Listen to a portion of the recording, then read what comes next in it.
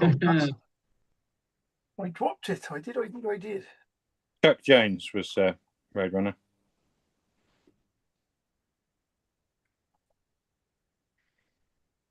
They ended up paying. Warner Brothers got paid, didn't they, for the Roadrunner Plymouth, for the meet beat, and for the use of the Roadrunner on the back of the cars. Should be Oz live now. Hello, everyone, internet peoples. The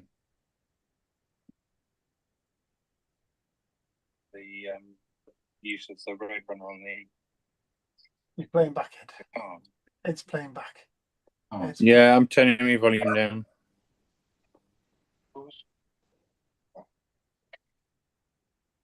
There's apparently 5 people in the chat.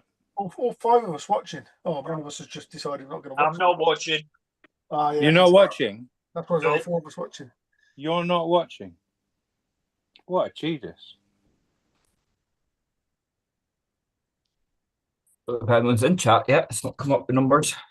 No, but it was taking a while for me to load. I had to refresh my screen. It just kept saying, we'll be live shortly. Michi's in Sitting Evening. Hey, Michi. No, I'm about to purchase a couple of 172 modern jet pilots. Wait. Richard Farmer's in Sitting Evening, everyone. Hope you're all well and not too hot. Right. Richard. Dan Croak says, I'm watching you all. Shouldn't be watching. You should be in here, Dan. Yeah, you beat me to it. Yes. He's probably out in the garden enjoying the sunshine. Watching on his phone. He can't be out in the sunshine for long. Graham French is in Sitting Evening, guys. Evening, Graham. Hello, Graham.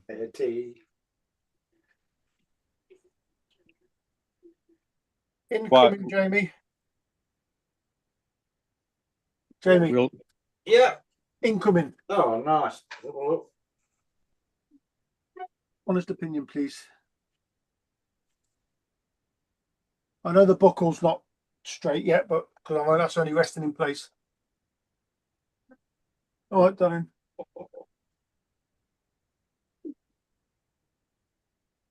Absolutely perfect. So I don't know if it wants any more than that, or no, it doesn't need any more, does it? It's not a complicated thing, is it? No. Stunning, mate. Stunning. I'll do that. Put a bit of a wash on the buckle. Beautiful.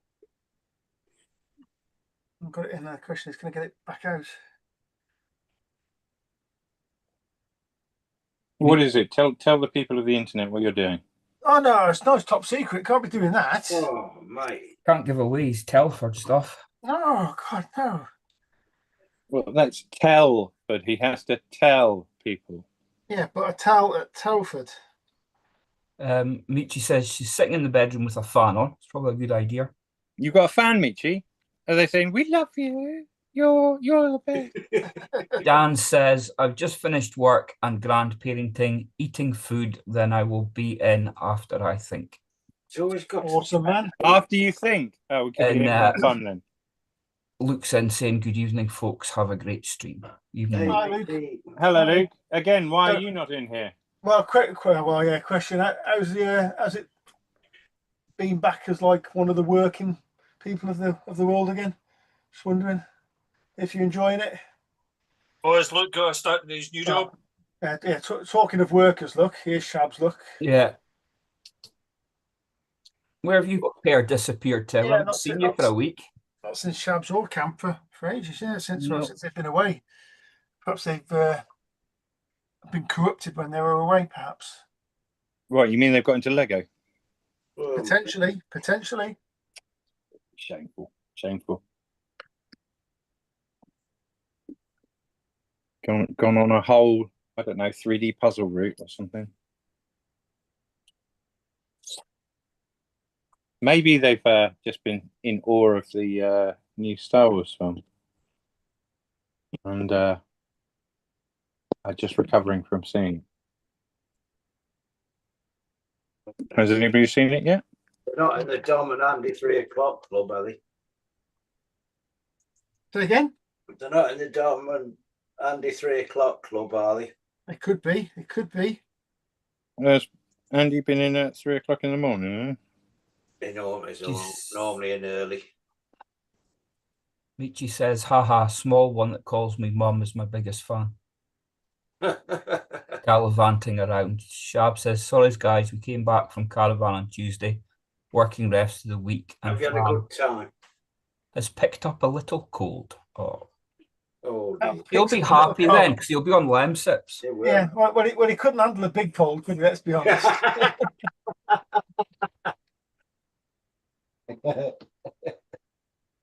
No. No bullying allowed in the chat.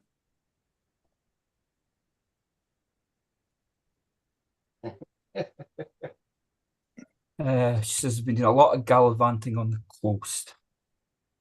Nice. Mm. Did you both have a good time? That's the most important. Then. Yeah, Yeah. Bet Cam was running around like a happy Labrador. he would have been.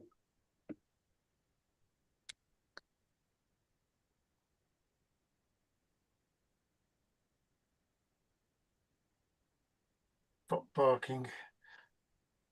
I have to go and grab him in a minute. Jimmy, Would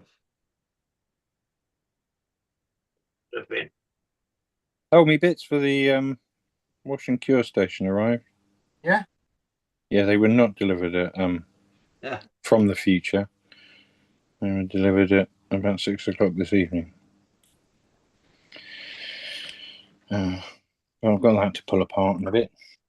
But I Just, take it there are statistics to meet, so they just put anything in, did they? Yeah, I mean, the 5-day delivery that took 15 days was definitely on time. So why on earth be accurate with the actual delivery time that they were going to do?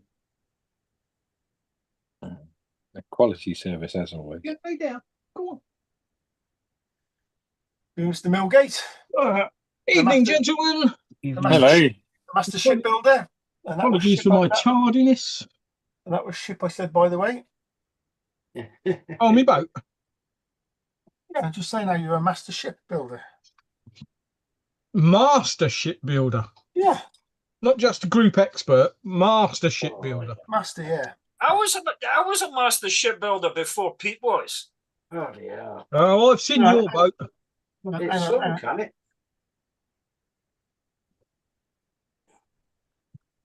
Oh, minute. He sunk his battleship. Yeah. Sunk his battleship. It's an outrage. Luke says, I'm not in there as in Scale Fanatics thing. I take part in another live stream a bit later on a Thursday. No. Oh, I see. We're Meat not just- good enough for you anymore. Yeah. Michi says, don't mention having a cold. I'm just getting rid of one. Sharp says, I keep telling him it's hay fever. Did you guys have a good bank holiday? It was lovely, thank you. Was okay. Yeah. I had the midgets over. Chat's got busy. Ian's in saying, evening chaps, about to start some major surgery on the stock box Italeri Scania kit to make it look a bit more like I need it. Wow. Cool. Surgery. Cutting, filing, reformatting.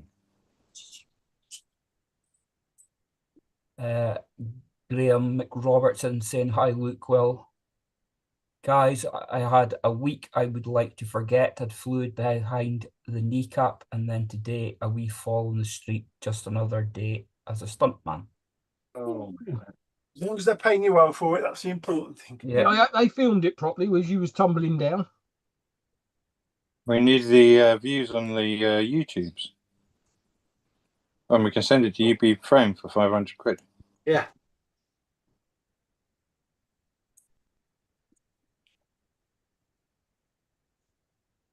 Oh, dear. Clean that paintbrush. Well, I hope you get on the men soon. Or at least next time, remember to film them on your mobile so we can all have a good laugh. Got it, aren't you? We wouldn't have a good laugh, would we? We'd analyse it. What you've done wrong there, mate, is you've used the wrong gauge bolt. There's nothing more funny than watching somebody else's misfortune, is it, to be fair? There's Is the missus and the daughter often remind me when we go to Tesco's? There are other supermarkets available. When I had one of those, like the half depth trolleys things, Yeah. So I had one of those here and there, like, and they're like an hour in front of me, so I start running with this trolley, nothing in it. Yeah. And as I'm running, I go to sort of push down on it to sort of wheel on myself on it. And as I pushed down on it, it just flipped. So I was doing like Superman down the aisle on my belly with this trolley in my hands with the wheels up in the air, sliding along, and come to a stop. And like the security guards looking at me, and loads of people looking at me. I'm thinking, oh.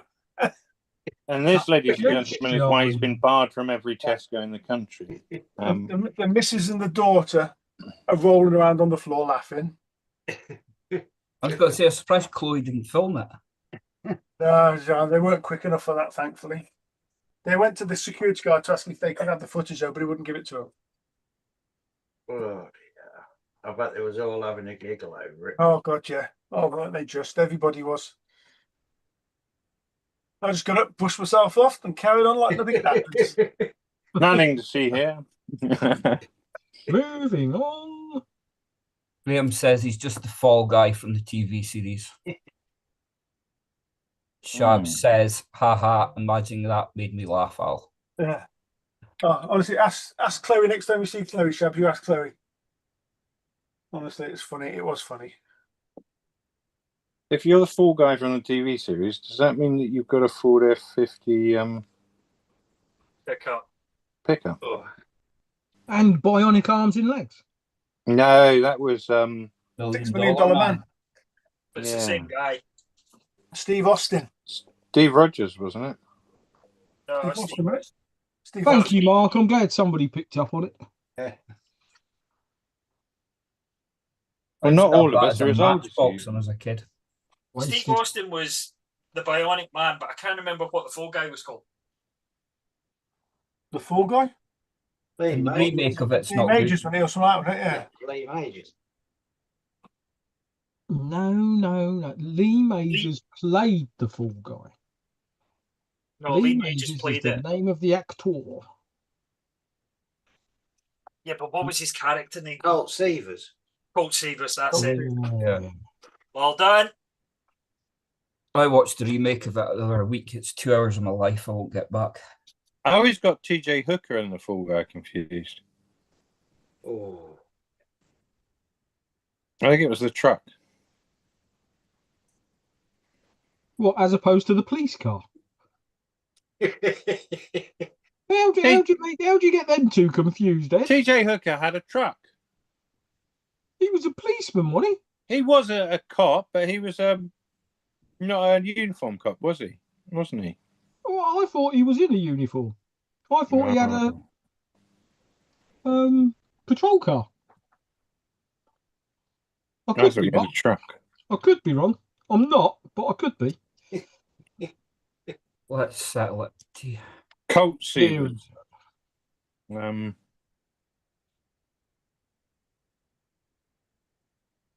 Yeah, TJ Hooker was a cop in a uniform. Oh, What was her name? Who was that? TJ Hooker. It was Shatner, wasn't it? I was wondering, was it not Heather Locklear? Heather Locklear, wasn't it? Yeah. Yep.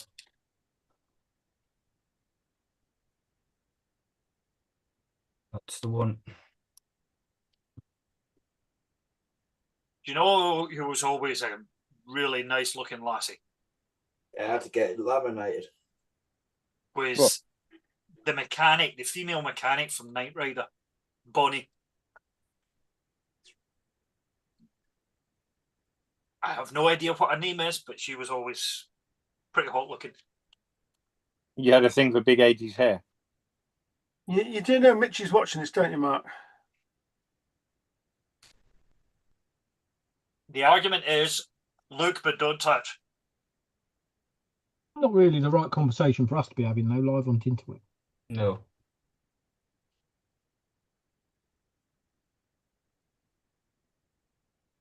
Ay, ay, ay.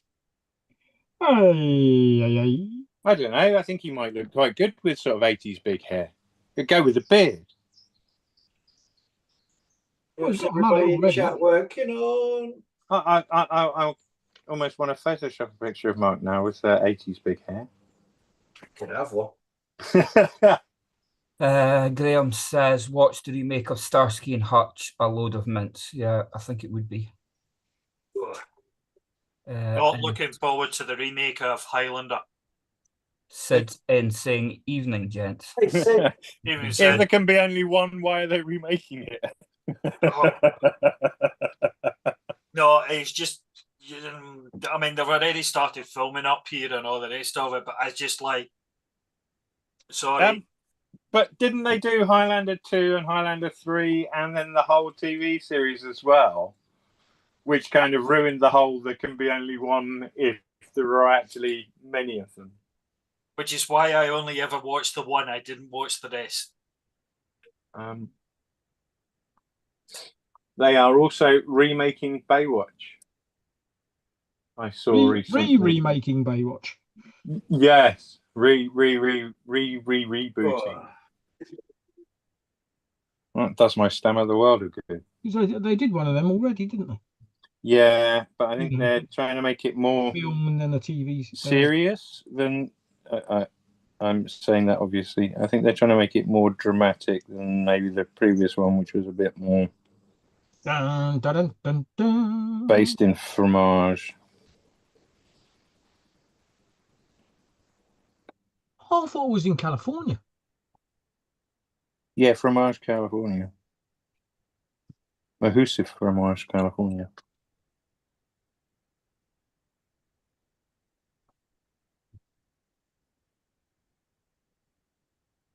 We could make some of those. What, Mahusive fromages? Oh, if only I had some fromage. I can 3D print you some. Awesome. Obviously don't. I could 3D print you some crackers too. Other biscuits are available. Are they biscuits? Gonna get some fresh water from these things. Are crackers biscuits, or are they a wafer or something? Wafer thin mincer. Thank you, Mr. Chris.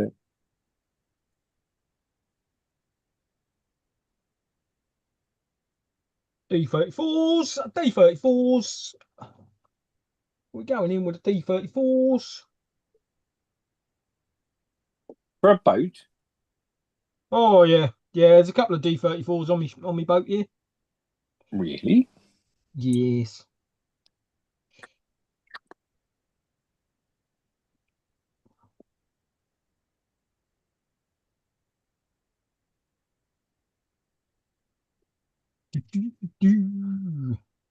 Da, da, da, da, da, da, da, da, da.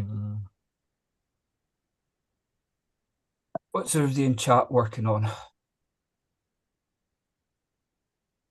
I would imagine they're suntans. Probably. They're on Wii.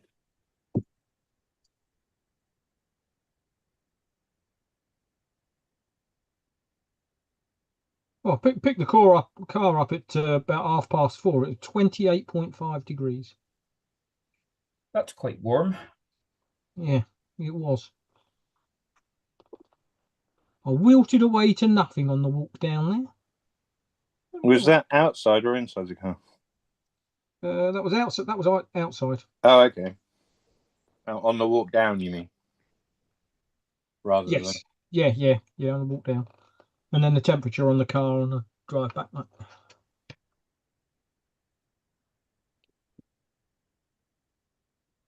Right, we're going to go outside. We'll go outside. Shab says it must be warm. Ed's not wearing his bobble hat. Ed's had a shave, complete shave, look. Yep. Still obviously got some fur. Can't be completely fearless. But yeah, it's actually quite warm in here now. Bound of warm.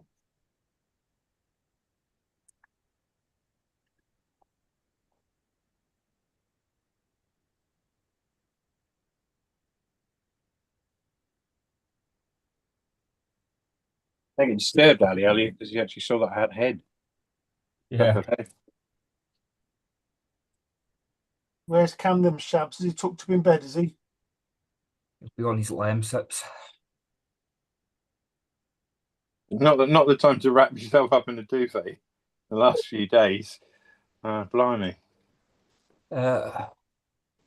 Luke says, finished the Triumph, so I've started a commission build of a diorama depicting, not sure what that is, Chindits during World War II in Burma. Oh, the Triumph looked awesome as well, by the way, Luke. It did, it came out. I haven't seen I it. haven't replied. Yeah, I that have was seen wicked. pictures, but I haven't got round to replying, commenting on them yet. The pictures are up in the Scale Fanatics Facebook. Yeah, he's not put Yeah. that stands on Black Rifles yet. It was looking good though. Yeah.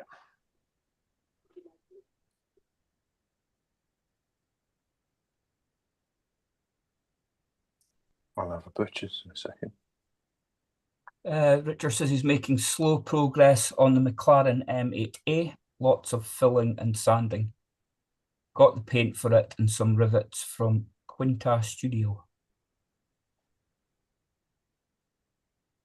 Shab says he's playing computer games. If he's fit enough to play computer games, he can get in here. Yeah. I keep on looking at my sim rig and kind of go, I really need to get that set back up and play some. I just don't do it. Oh dear. Graham says if you have a monkey suit as well, it doesn't happen.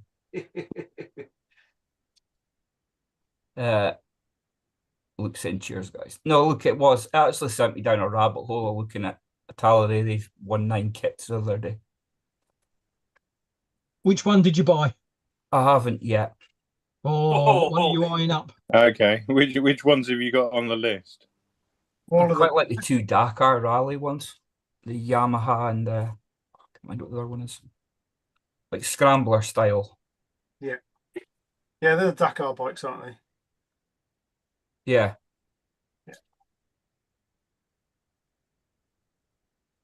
Wasn't somebody on the Friday night show has managed to get all three of them? All three are what? Tal'Rere off-road bikes.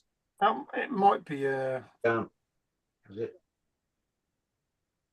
Oh no, is it Avid Collector? Doesn't somebody own? Sword, is it? one? No, Dan picked up. He's in the chat. He's got the Norton, hasn't he? Max Norton. Not an antivirus. Yeah. Yeah, but I'm sure somebody within the group has managed to pick up all three Tal'Rere Dakar bikes. I don't know about people in the group, mate. I don't. Could have been James Hill, couldn't it?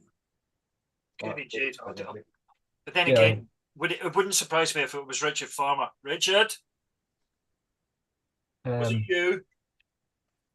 The Elephant, 850 Elephant's the other one. Lucky Strike bike. Yes. Yeah.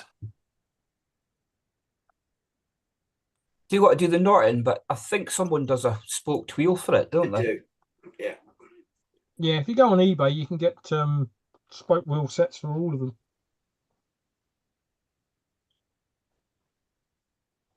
Definitely a worthy addition, isn't it?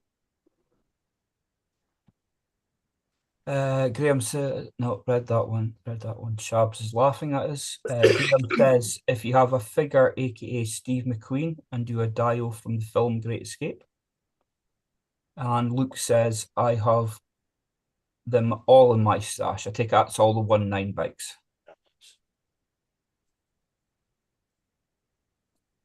Well, I've got a Steve McQueen figure, but I don't think it will work for that. Yeah. think it would be more or more It is, yeah. with the 2 fingers. No, he's doing his crash helmet up. All right. Doing his crash helmet up. It's for me, Porsche. Yeah. We could probably do a Steve McQueen with Steve's head now, Yeah. like the Henry VIII. Quite fancy the Suzuki RG500 as well, Barry Schoenbeck. Yeah. So, which one are you buying first? I haven't worked that out yet. Yeah. So Luke's got all of them plus the military ones. Which one would Luke recommend that you get first? He was inspired by Alan to pull out the Triumph and get it built. He's done a good, bloody good job of it, wasn't he? Yeah, I like that Triumph. I do like it. Yeah. Yeah, cool.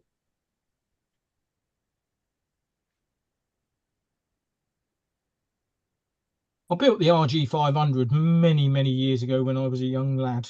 Yeah. The Matchbox version. I built the Matchbox one. Has anybody bought any of the new Matchbox kits since they came out? And I say new, obviously old stock. But... No, I've not. I've seen there's a couple of 132 Revels that have came out from it, but yeah, too small. Ian Raleigh Chef saying anyone heading to the Northern Model Show on the 7th of next month. Ooh, whereabouts is it? up north. Newcastle, I think. Oh, that seems like Or quite a South way. Shields, is it? Somewhere. It is north.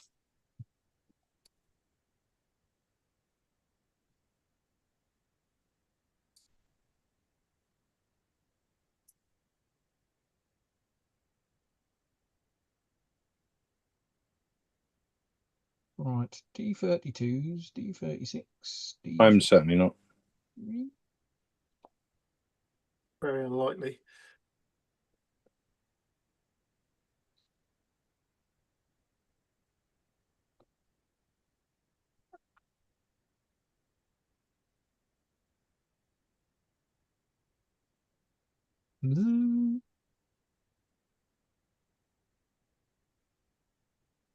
Right, so first things first, D32. I think if I clean my glasses, I might be able to see something. Nah. Don't want to do that. Ah, bloody hell, look at them. No, I can't see through. What? I hope Sharon don't clean hers. I know. Doom then, aren't I? What I had to do, Jane, when she put them down, I had to take them out and I had to swap the lenses for just normal glass. Scouring pad all over them. Bacon fat. Oh, that's a bit squiggly, isn't it? Well, we've done that right on the bottom. Yes.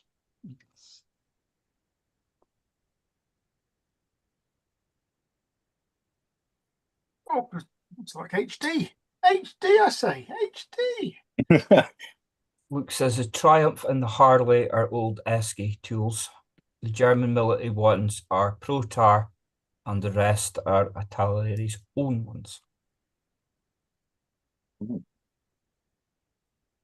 I saw the other day an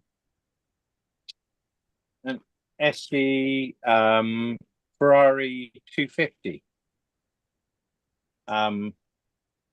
kit, and then in tiny writing on the side it had Gun Sanyo, so it was the guns kit that SE had just reboxed. All right.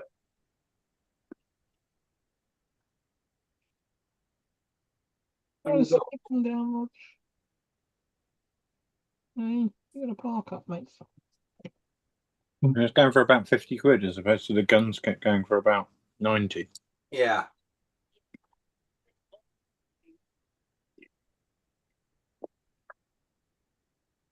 Yes. Right.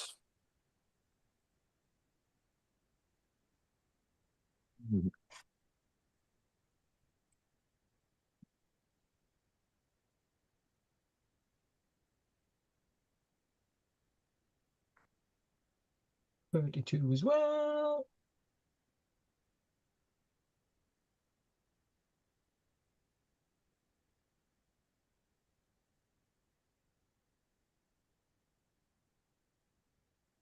Ian, have you got all your parts for your truck now? For your build?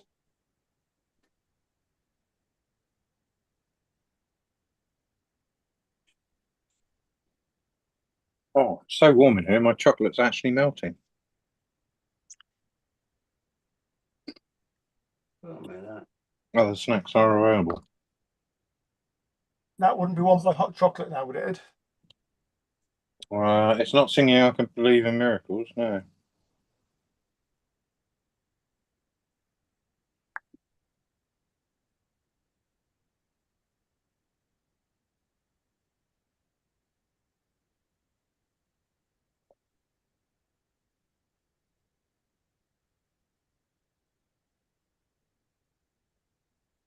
We'll put the dog in a minute. He won't stop barking. Well, you find he's got a burglar cornered. Kids next door keep kicking the ball at the fence. So, upsets him. Luke says a lot of manufacturers repop stuff. Italeri have a long association with Tamiya, for example. Yeah, I say the few cars that I've built a few years ago, they've always gone together okay. Needed a bit of clean up in places extra, but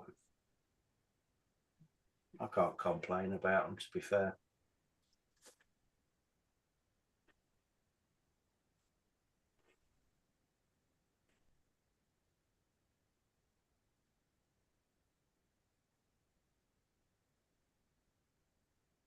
If it's the subject that you want, you haven't really got any much choice, have you?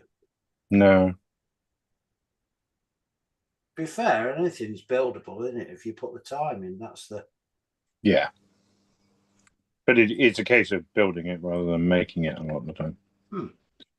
But then I guess at the stage we're all at, then we don't really build, we don't really make stuff anymore anyway. We build it all. Scratch building. It's dying up. It's lovely to see, though, isn't it? Lovely to see. Go on, you getting there? Who's going to lie down there? Go on. Do you think it's a dying out, or do you think? I don't think it was ever as prevalent as it's sort of. I think that's maybe nostalgia speaking. I think there were always scratch builders, but there were always also just kit makers as well, essentially.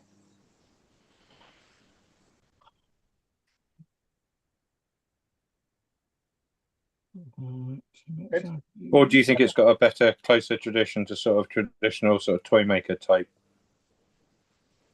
skills? Really? I mean, I don't think it's ever going to completely go away. No. I think the aid of 3D printing now has probably took a lot of it, but I just... But isn't 3D printing scratch building still? Like you still got model stuff. So yeah, I think so, but I've been told repeatedly that it's not. Best person to speak to is Ian, because he does both. He takes the kit, modifies it. I know, but surely the definition of scratch building is making something you haven't already got. Yeah. Out of any tools or bits that are available to you. Building it from scratch, surely. So building it from scratch can be a Marmite jar, or can be the resin that you've got, or yeah. What's he saying there? Excuse me, are you accusing me of toy making? One before that, he says he's got all the bits for the trucks, although I'll find something I've forgotten. Still waiting for bits for the farm build. Oh, nice, mate. Luke. Luke. New name for Luke. I'm assembler. Should buy Lego, really. An assembler? Come on. Scratch building will replace scratch building. It will become a niche within a niche, like wooden ships. There's nothing wrong with wooden ships. Wow. There's nothing wrong with wooden ships. You're not a proper modeler until you That's it. Well, I shall remain an improper modeler then. build a wooden ship. Yep. With all the rigging. I'm happy to remain an improper modeler. I'm not convinced. You're not convinced that I'm an improper modeler? Oh, That's No, a I cuss do and a not. half, isn't it?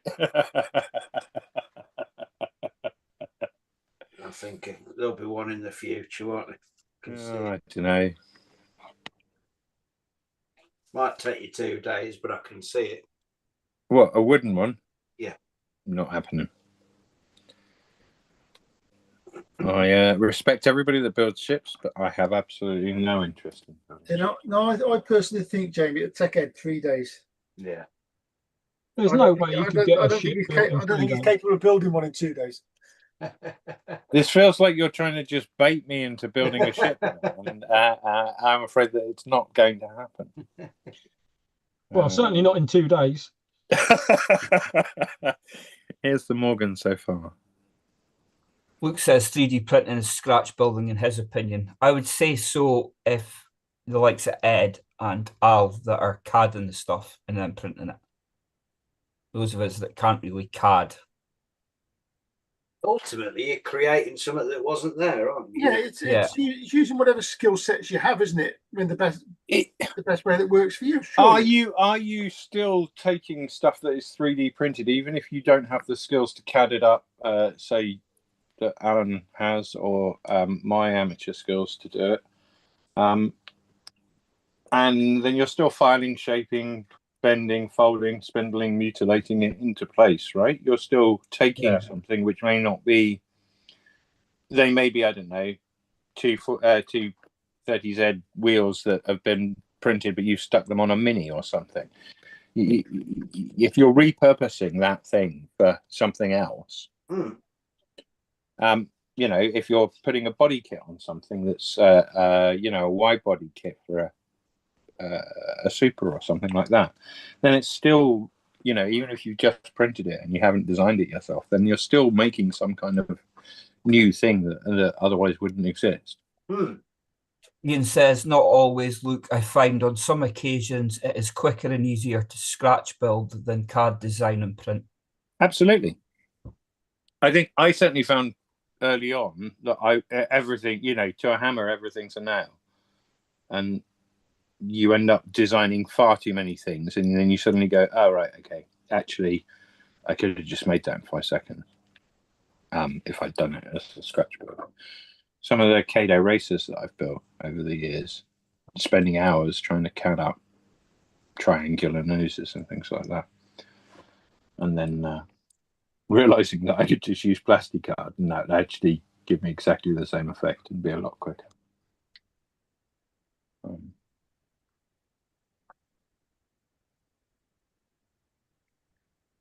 But I think it's like a lot of modeling techniques, right? You learn it and then you suddenly get really pleased, and then the next 4 or 5 models you make have that technique with it because you kind of go overboard with it, and then you learn how to use it discerningly. Yeah.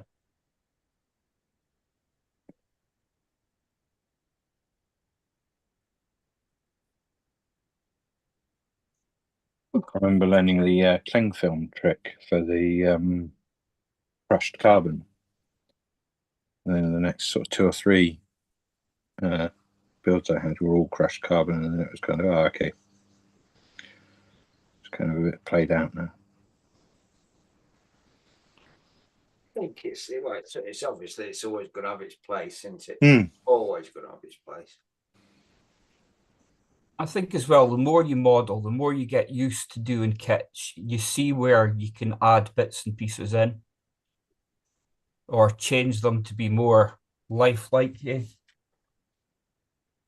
Well, you were saying about advanced modeler syndrome, weren't you? On that podcast. Say, yeah. So this is a thing, isn't it? At what point do you become that advanced modeler? I think, do we not all now get to the point where we're, put seatbelts in, you put, additional pedals or additional bits in like that, just as a sort of it's not complete as a model if you don't add those things in.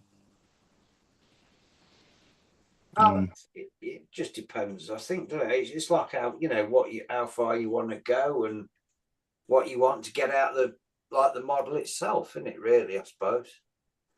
Sure, but why do we pay? I think I've got to the point where there's a certain set of stuff that I will always add to a kit regardless. Yeah. And I imagine that most people sort of get to that point of, I don't know, detail up the brakes. I always add in, additional seat belts, add in different dials.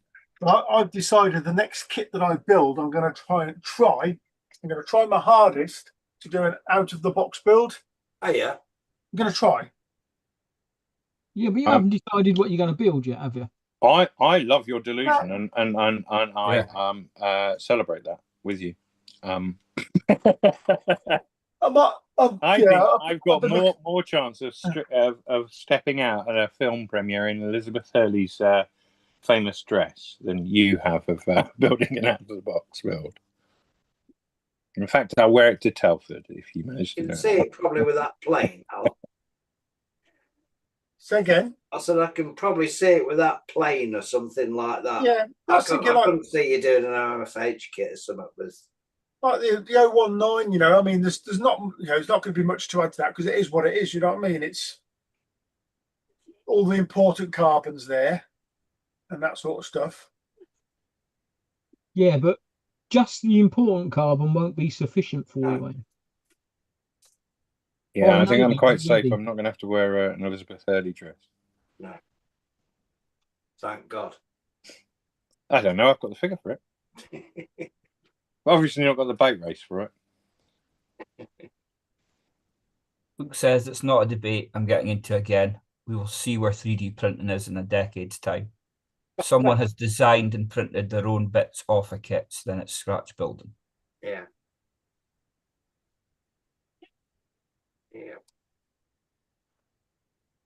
I think what almost certainly is true is if you're going down that route, you are going to add in stuff to the model as a natural recourse because the aim overall is to add greater detail to what's already existing. And it makes you more of a inclined to do that, I think. And that has to be a benefit. But is that just changing your standards and your expectations? I don't know. I mean, the wheel arches I'm now making are significantly better in quality than the ones I could scratch build. So my standards have definitely, in terms of output, have improved. Have I de-skilled myself in another way by not learning how to make good scratch build, putty and sand shaped fender flares instead? That's an argument, I think. Are we supplanting one skill set with another skill set? Ian says he's gone the same way, Alan, with the Scoobies. Working in the background is out the box. I've even used the decal seatbelts. So yeah, out the box is, but yeah, I mean, there's absolutely nothing wrong with out the box. No. Really, there really isn't. And at the end of the day, the hobbies. Don't see it as a judgment. Make of it. It doesn't matter whether you're painting Airfix kits with a brush or you're winning gold at Telford. It's what you get out of the hobby that is the most important thing for it. Yeah, cool. I would say, rather than I'm an advanced modeler or. No, but I think. So, is advanced modeler syndrome a badge of honor and a bit like a rivet counter then, as a label? Or is it a good description of where certain skill sets are? Is it a skill threshold or is it another badge of honor?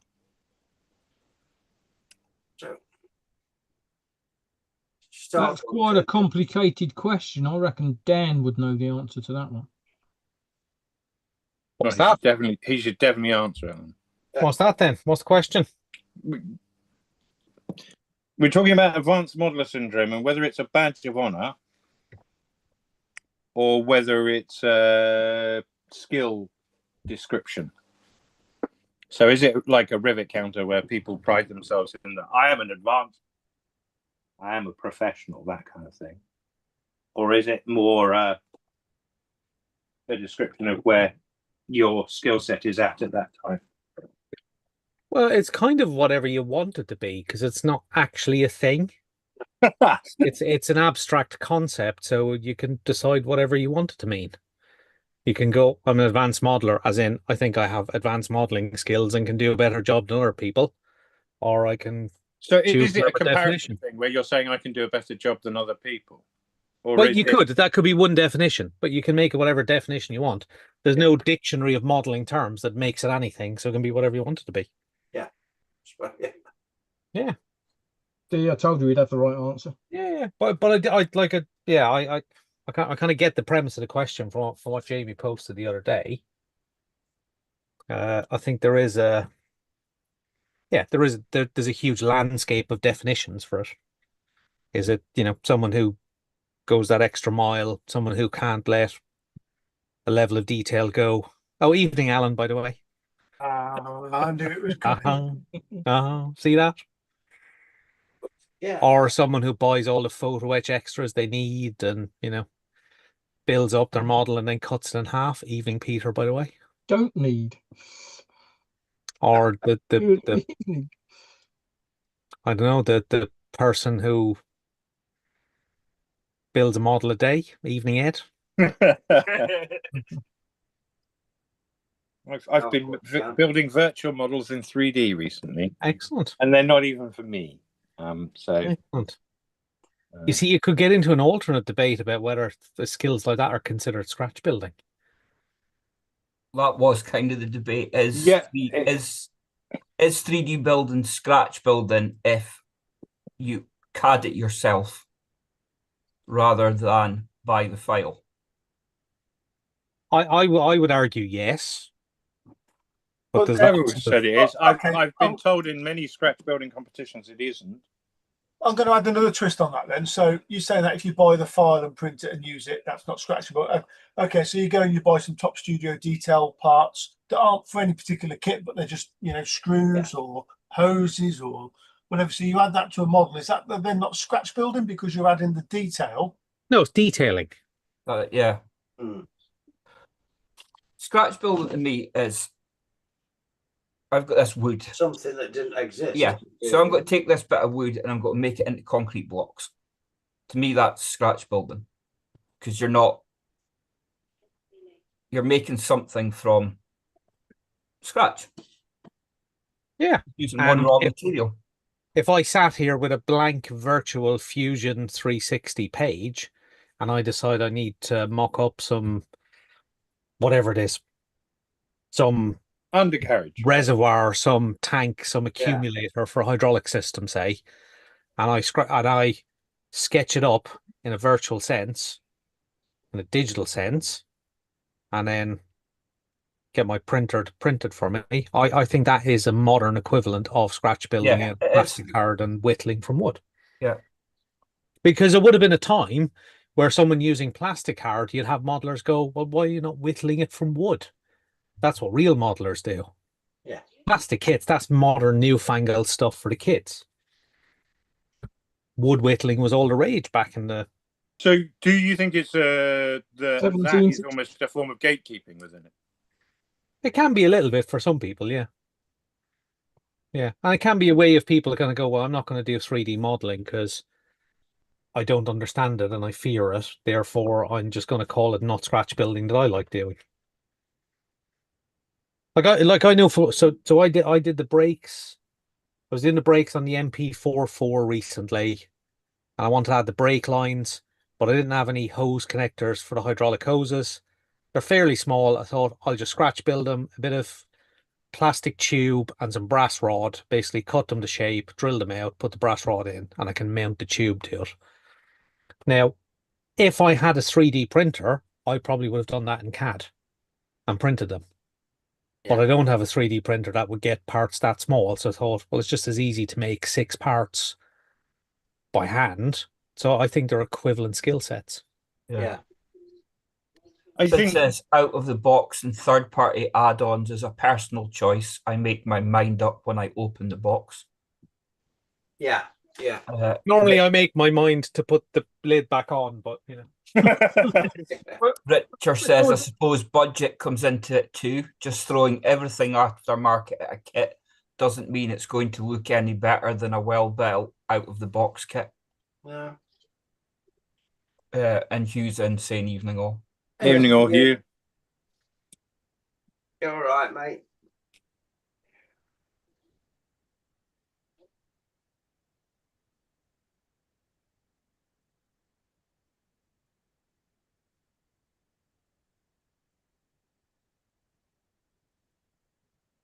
Yeah. But now that we've put that to bed, how's everyone surviving in the heat? Oh, pretty good, mate. I've taken my hat off. So, you know.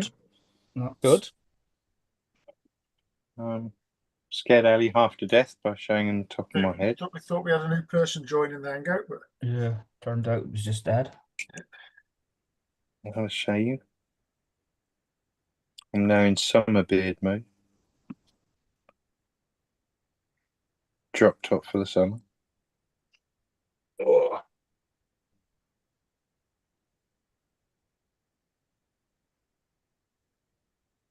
so a question. This is one Luke might be able to answer actually, if Luke's still there. So when it comes to paintbrushes and using paintbrushes with lacquers, acrylics, oils, why is there any particular reason you wouldn't use one brush for all three and you'd always keep a different set of brushes for one or the other? As long as you're cleaning your brush, it doesn't matter. I just, Mm. if you're using a decent brush soap, then you can clean it after every use. It doesn't then. Yeah, I've heard that, you know, for oils, you should only ever use oils on the brushes. You shouldn't use anything else, acrylics or. Yeah, I've heard that as well. Yeah. I think you'll find most brushes you've had for a while, you will rarely get them fully clean right back up to the ferrule. Yeah. And that's why having said, because I've always had separate brushes for acrylics and enamels, and I've got separate brushes for weathering as well.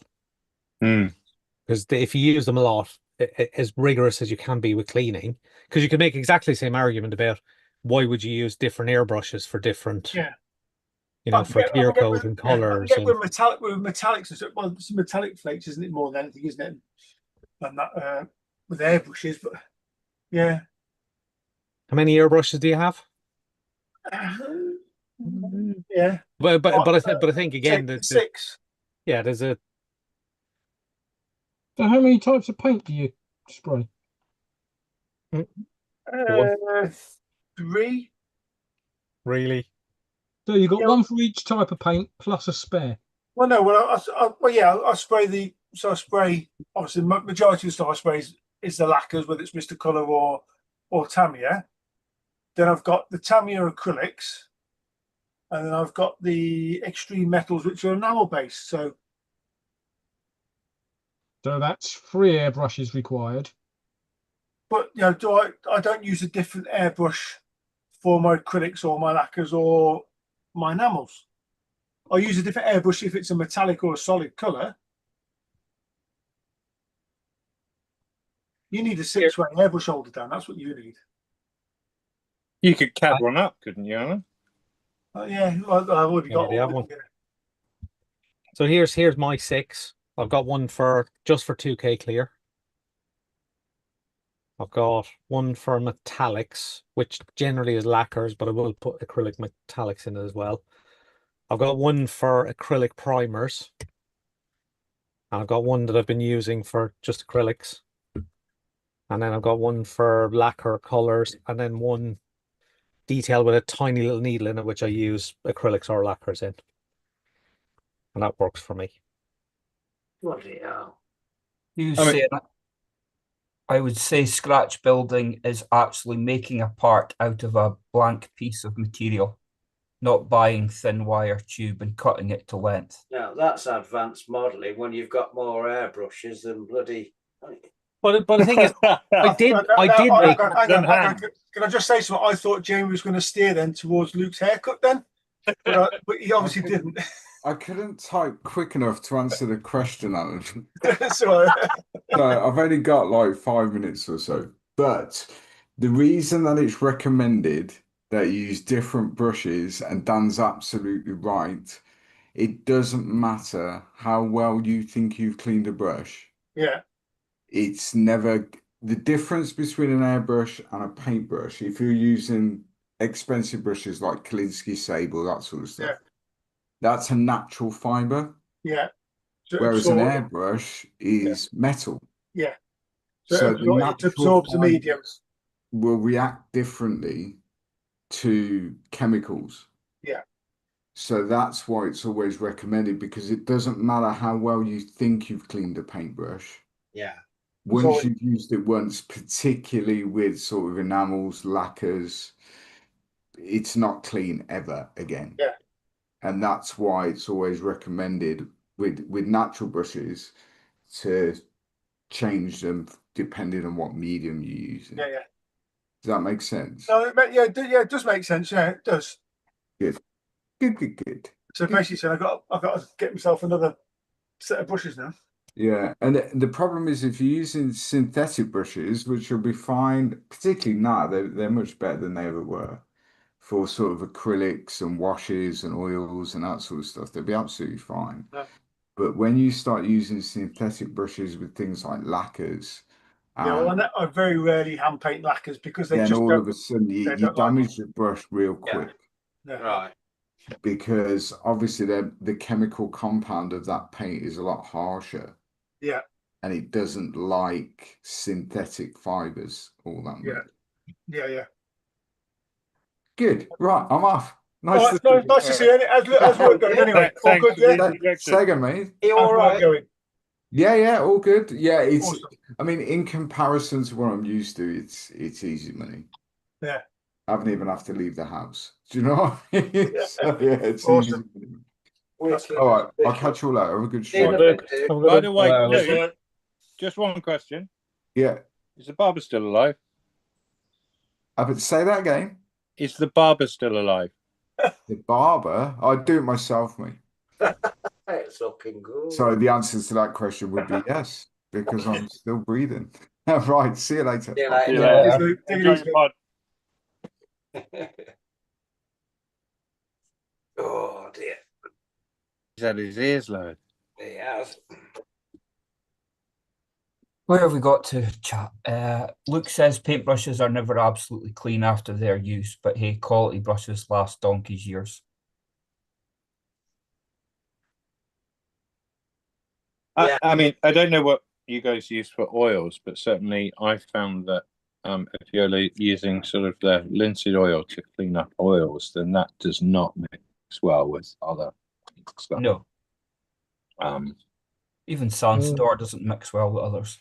No, but my cleaning pot for oils and enamels is probably a mixture of cheap white spirits and Sansador. Yeah.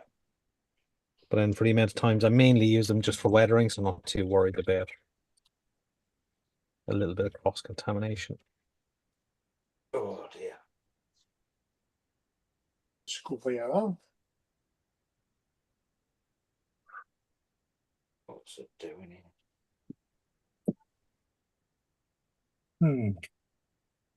Yep. Good. All I know on top of all that debate about advanced modelers and scratch building, who really cares what other people think of what you define your hobby as? Yeah. No, it wasn't that. It was just. I don't think it was coming from a place of judgment. It was Oh more. no, more I know where the original question was from Jamie the other days. But I think that needs to be brought into mind, because some people can be swayed, where you go to kind of whatever modeling shows and you get people going, oh, scratch building is just making stuff out of plastic card and whittling it and stuff. So, well, if it doesn't work for you and you'd prefer to actually design something accurately as a 3D model and have the ability to repeatedly print it, then do that.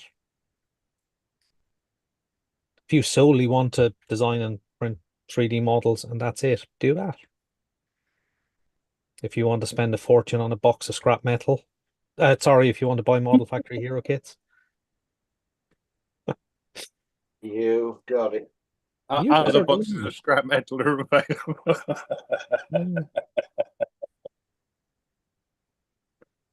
it. Yeah, judgment and gatekeeping are a funny thing in most hobbies, but seem particularly bad in modeling. Do you think it comes from a pride thing? Like because it's a form of art, is it a pride in the skills obtained, or is it I am a considerably better modeler than thou type? There's definitely an element of hubris. There's definitely, you know, there's definitely an element of belief that, you know, your expertise is more valid than someone else's. But yeah, probably is. There's probably a big element of pride as well. Go on. Go in.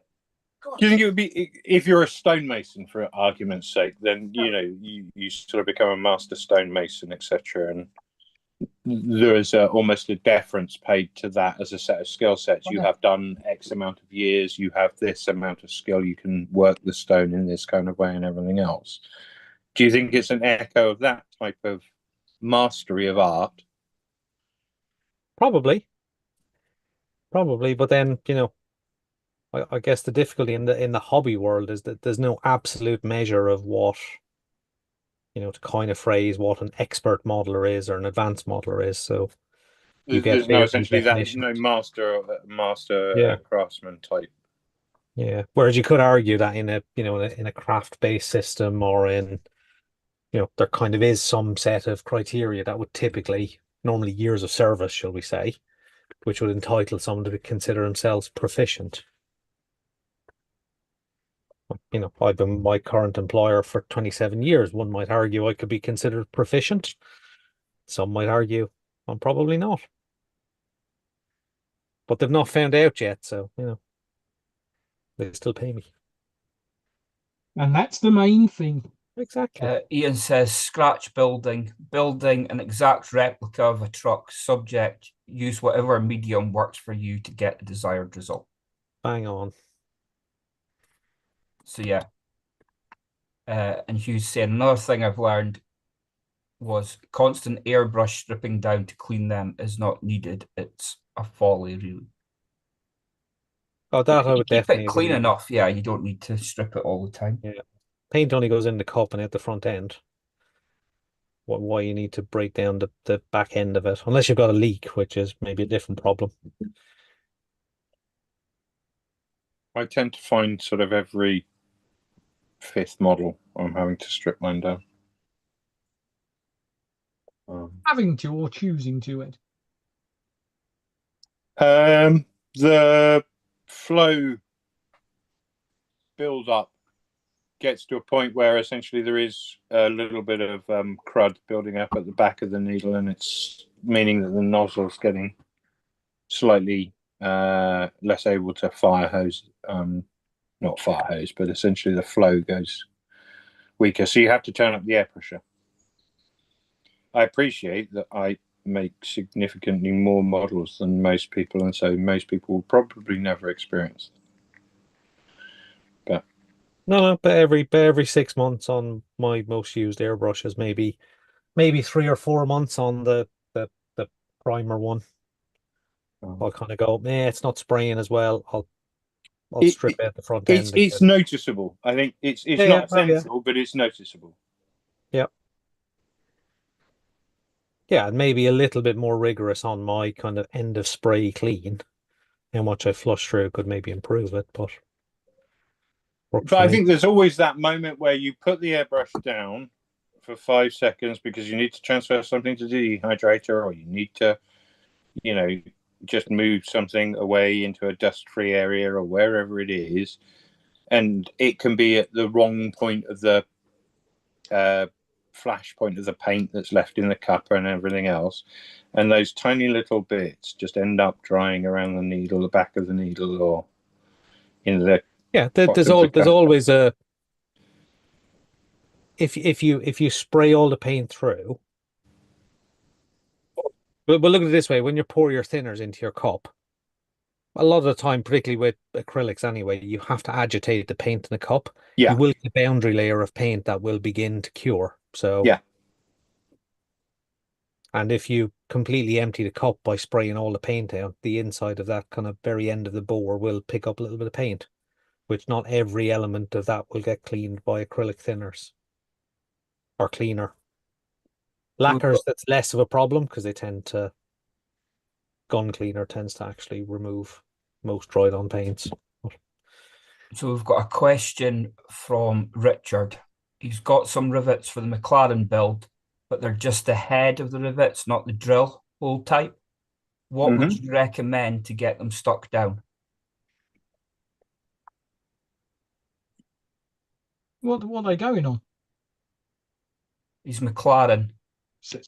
Yeah, Yeah. going onto onto plastic or metal or It'll CA, be I plastic, would it'll be- assume, if they're PE sort of bolt heads and stuff.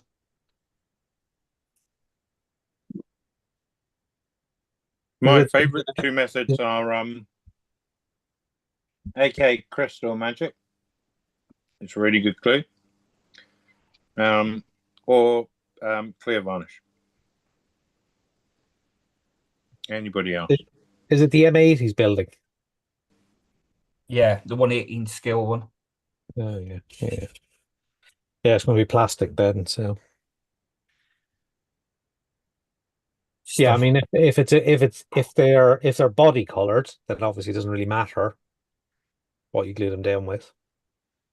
But if they're metallic rivet heads on, say, a painted surface, then obviously you need something that isn't going to leave much residue. Yeah. So PVA is perfect for that because it's easy to clean. They're onto plastic and they're 0.8 millimeters in size. It's just a tiny bit of super glue, really, will it? Yeah, aqua gloss. Yeah, yeah. If you've got, if they're going into a Keep 0.8 saying some drill sort of bit, clear varnish. yeah, it's a 0.8 drill hole. Oh, they're just a head. All right, they're not drilled. Yeah, yeah, okay. He doesn't have he's not drilling the hole. Yeah, okay. It'd be a tiny. I would say if it's under the paint, CA glue is perfect. Tiny drop, and because you can clean it up by sanding it if you need to. But if it's over the paint, I'd go with PVA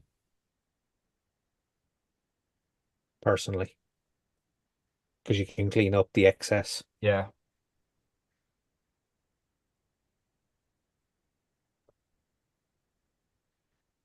But then also with PVA, you could just pick the model up and half of them could get knocked off really easy. I'm just catching up. I just got back in. Especially when you go vroom vroom on the carpet with it. Yeah. And who doesn't? See, I would do them slightly different.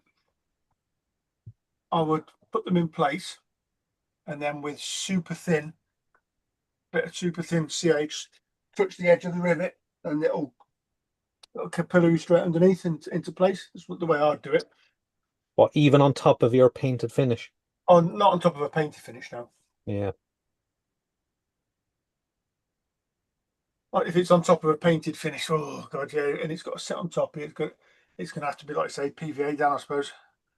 But then, or Crystal Magic.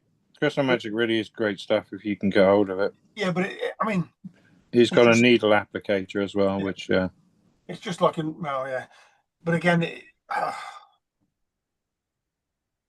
PVA, Crystal Magic, anything like that, the adhesive properties are not going to be great. So if you catch it with a polishing cloth or anything, like that, the likelihood is you will knock it off. But then, if it knocks it off of a painted surface, it's not likely to damage it. So you can stick it back on. I mean, the other thing is, I'm assuming that you're putting those on before you're putting, say, a clear coat on. I would probably put them on and then put my clear coat over the top of the whole thing, paint and any rivet heads, so that then that seals them from the top and beneath as well.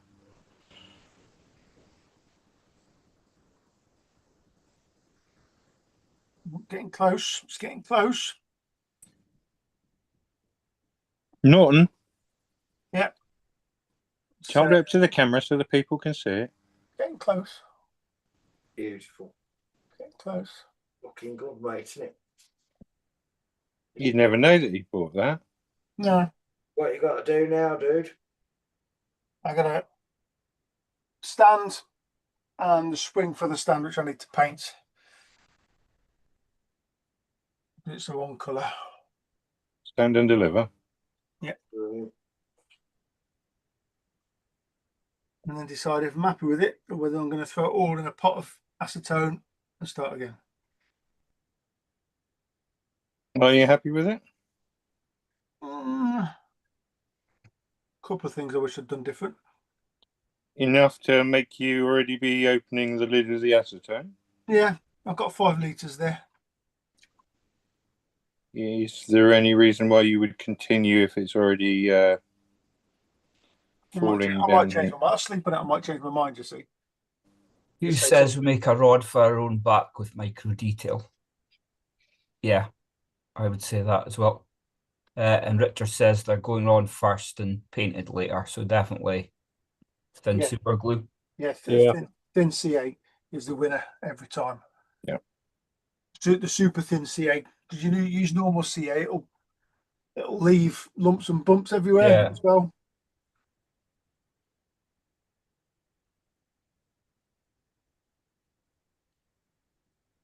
Would you go so far as to use oily CA over standard CA?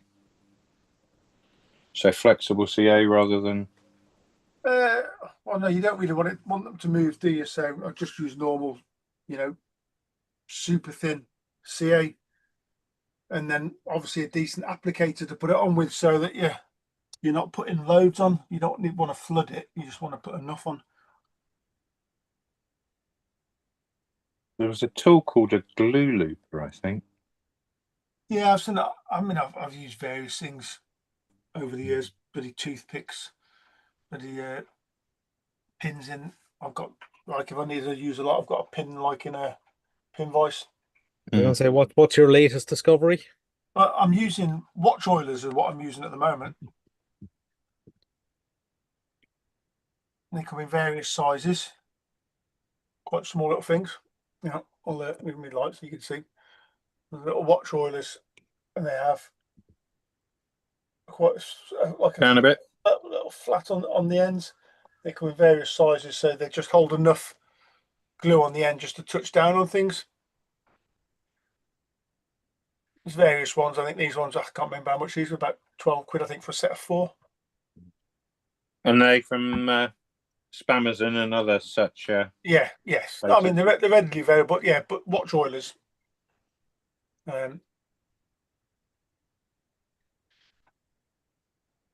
say, yeah, I've got 0.6, 0.5. Was it 0.3 and a 0.2?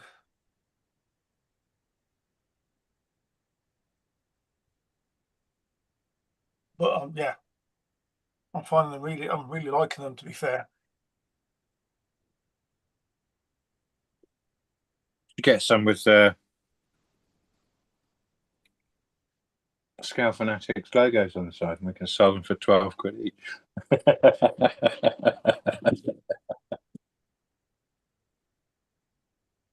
Merchandise also available in the store. Well, we're not all about ripping the people off, are we? Yeah, I tend to use for my super thin. I use VMS extra thin, XT thin is what I use for my super thin.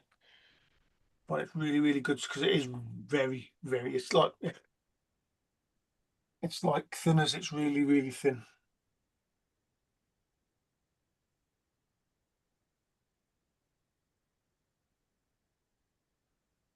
Stick a little bit in a pot.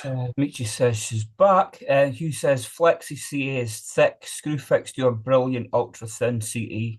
Cheap as chips, but you have wiggle room with it. That's probably no wiggle room, I would imagine. That's the thing with the ultra thin. It sets really quick as well. That's kind of what you want, isn't it? Yeah. Oh God. Yeah. There's nothing worse than it managing to stick to your fingers, but not actually managing to stick to the bloody model.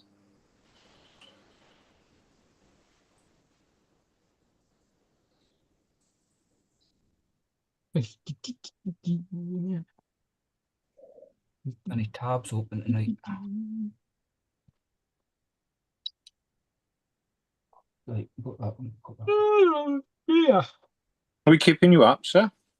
Bye. Hugh says, but you won't want to wiggle a rivet. No. You might want to nudge it if it's just gone slightly left of where it needs to be.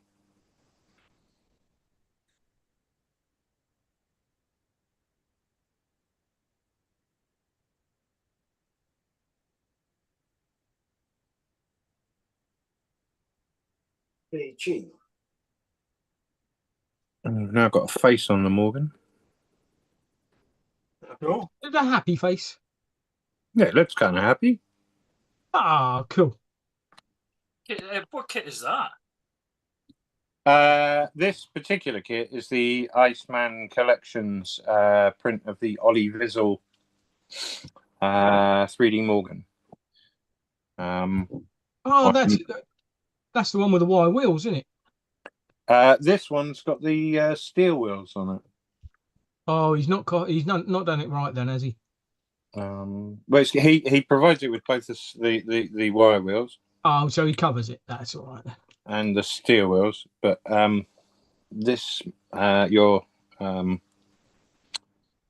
humble modeler here has decided to go down the steel wheel route. Slightly different route. Yeah, I know it's heresy. It is heresy, but it's okay. There's no Morgan owners on the show, so I saw something today that would be complete sacrilege. Okay, it is a kit car, so it can be different, but it was a Pilgrim Sumo Cobra replica. Oh, I mean, a brave choice, no? Yeah, with We want neither the power nor any of the accoutrements. Yeah, but it was running a 2-liter Pinto. Yeah. It's like, yo, that does not work. I mean, did it work from a standing still point of view? It'd still be pretty fast. And I mean, everybody's going to stood outside the pub, aren't they, waiting for you to Yeah. pull away, and then just laugh at you when you pull away. Yeah, but I mean, if you are the last to pull away because you're not leaving the pub until everybody's gone. Or because you can't keep up with everything else. Well, more that you don't want anybody to hear that awful noise coming out of the side of your car, I imagine. But I did speak to him. He is rectifying it. He bought it with fire. How do you rectify that? No, it came with 3 engines. It came with a Pinto in bits, a Cologne engine, and an Essex. And when examining everything, the Pinto was actually more complete. But it's running twin 40s, all the various other bits. It's had cams and all the rest of it. So he's getting it running just now. But once the engine is completely sorted and running really reliably, he's got to take that engine out, sell it for a decent price, and then actually pick up a V8. He's just not sure which one just yet. an ALS. Gotta be on it. That's if you can get your hands on one. Of course you can buy brand new ones. By about $1. Yeah, but not at the price that he's wanting. Ah, you didn't say that. He's probably got about 3 or 4 grand available. I don't think you'll get an LS for less than 10. Catch up with chat. Hugh says 0.8 mil ain't going anywhere near fingers. Richard says, cheers, Hugh. I'll take a look. Sid says, how's the flanker going, Mark? It is getting there. I've just testing it right this second on its wheels. and checking the angle of approach when I mount it on the base as it's approaching the deck.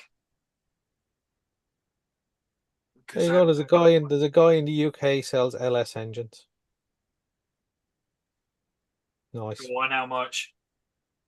So if you want a 495 horsepower, 10,700, I said you'd be lucky if you get it under 10 grand. including VAT. Starting price for a 430 horsepower, 6.2 litre LS is 8 grand, basically. Bargain. Is that an LS3 or LS4? Good question. What's an LS? It's a type of motor which is quite long lived and derived, but usually found inside of a Corvette. It's an LS Gen 4. Okay. Yes, LS4 Chevy then. engine. That's a good engine. And it's a good price for that engine too. Ian says parts sticking to your fingers, but not the model. Welcome to my world. You've got it. Richard says you'd rather drive that, Mark, than the new Ferrari EV. Oh, We're not talking about that on here. can't talk No, about that was So actually a bannable from Scale Fanatics discussion topic, I think. He's done it, honey. He's done it. Why is that then? Oh. Have you not seen it? Yeah. It looks like a Nike Air Jordan.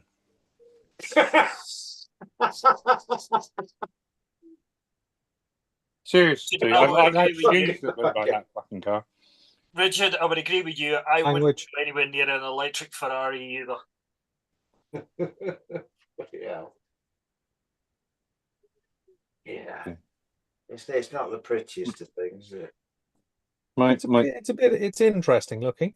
My eldest had a small, brief X was interesting looking. dalliance with Playmobil before she got into proper model and Lego and things like that. And it looks like even Playmobil would have designed something nicer than that. But then the thing is, who are they trying to sell it to? No one. Nobody at all. People without taste, obviously. Or vision.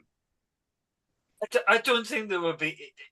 It would need to be a seriously off the rails Ferrari owner to buy something like that. I think that it'll be like some of the other slightly weird Ferraris where they say actually it comes free with one of your other purchases. I still think, as I said at the time, it's a compliance vehicle. It's so that they can get around EU legislation in some way. Oh yeah. All the manufacturers have to deal with that. They have to build a certain number to. It has to be. It can only be that. Yeah, but they still need to shift them. And they still need to sell them. Yeah, but could they not do like what the other manufacturers do, where they sell them to the dealerships?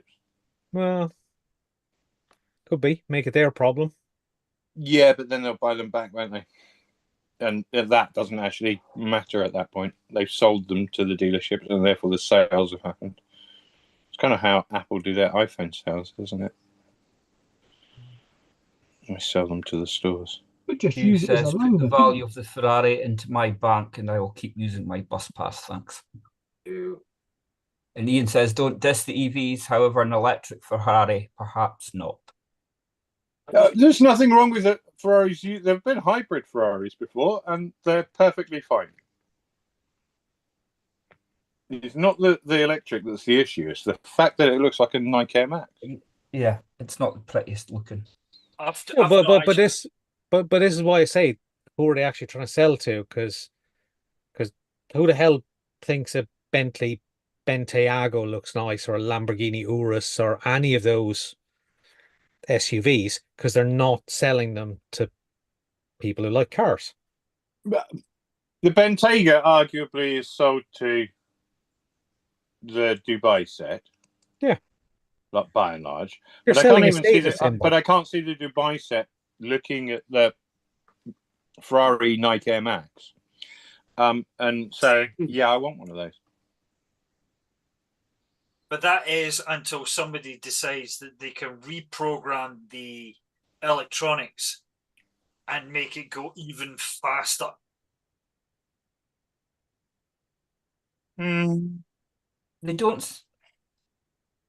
I imagine that somebody like Fast and Loud or something like that, Gas Monkey, will end up putting a Ferrari V8 in it for shits and gigs. But surely the whole point of a supercar like that's the sound in it, especially Ferrari. Correct. Again, because you're not the ones they're selling cars to. Not this one. You're not their market. No. I said it earlier today. I wonder if it's for the Chinese market, actually. Could be. There's a big sort of EV explosion in China at the moment in terms of EV only, and they're cars that won't sell around the rest of the world because they don't meet any sort of state. Here's a question. If you had to buy an electric vehicle, which one would it be? Sinclair C5. Personally, now for me, personal choice for me now would be either the Icono 5 or the Kia EV6. Yeah, similarly, Renault 5 or one of the Kias. Yeah, I don't know about the Kias, but I've got to admit the Renault 5 looks not too bad. It's a bit too small actually on the inside. It's nice looking, but it's not practical enough for me. So it'd have to be one of the Kias maybe, or the Hyundai. Ian says he's Renault. He loves his EV Renault. Come on, Ali, what would you go for? Probably either a BYD or that. Is it Jamco or Jamco? JQ. JQ, the Chinese one. They don't quite do it for me. Jamie? I wouldn't have one, mate. I believe the build quality goes is questionable as well, isn't it? I thought they were okay. What? Jamie, you're not allowed to say you wouldn't buy one. You've got to think of one that you. Well, he's going to get one off his cousin, isn't he? Let's be honest. So. Yeah, he'd have to keep the money in the family, wouldn't he? Oh dear, no, they're just not. I was impressed in a way with that one of Neil's.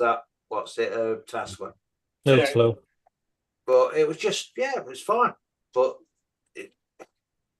I like my cars, and they're a tool that they're just not. There's no passion behind them. Nothing.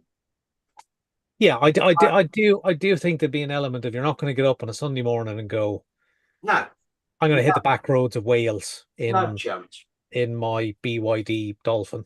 No, never. But saying that, I don't know. I just it would be I think I'd freeze before I did it. To be honest, I just there's no. To be honest, you know, not just electric cars. I'm talking most new cars now. To be fair, because they all say just a. Well, the way I'm looking at it, Jamie, I mean, when I sold my motor, my Nissan, and bought an all burner. Yeah. I figured all burner electric. What's the difference? Well, ultimately, you know, if both fossil fuel. You know, if it was between my Nissan, like, you know, which was pushing best part of 500 horsepower, and like an electric car, you know, the Nissan had soul about it. Yeah, that's it. But nothing else now, was it? No. You know, so yeah, I've never. Honestly, Mark, I've never ever even considered it. So I couldn't tell you one from another. Yes, I can spot a Tesla. I wondered why you were all ignoring me then, and then I realised that it bloody no idea. So I think what I'd probably do is did anybody see the Haggerty video? About the Jun Cheng vehicle company. Nope. No? No would be the short answer to that. So they're a company that have started making. They were contracted by the Land Rover Defender Owners Club to start making panels for the Defenders that were no longer made. And as a result of that, they're now making body parts and panels for a number of different classics and everything else.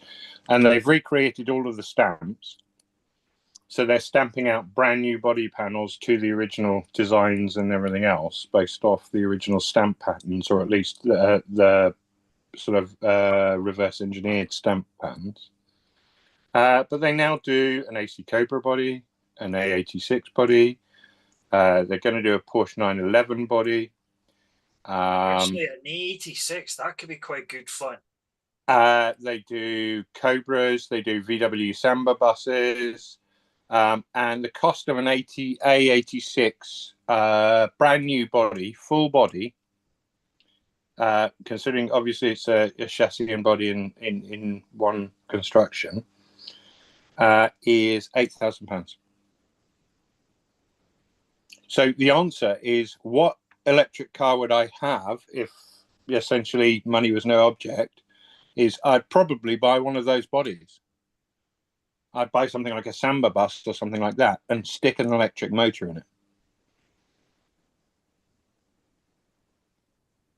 Because that's the way to go, surely. It's to get sort of a new retro look, and then just, because you're not destroying something original. So there can be no, oh, you've taken an original and you've ripped out the heart of that car. But you have something that actually looks great. Well, no, there's a guy, I don't know whether you've come across the YouTube channel Petroped. Petrolheads? No, Petroped. No. He's quite good, but he did a TV program with a guy, I'm sure he was based somewhere in Wales, where he does electric conversions on classic cars. Minis, Beetles. Yeah, but I think the issue with that is you're always going to split the community right down the middle, the car-loving community, right? Because you've taken a classic and you've gutted the essence of that car. Yes. There can't be any argument about it if it's a brand new body shop. It's just then essentially a pastiche of the car.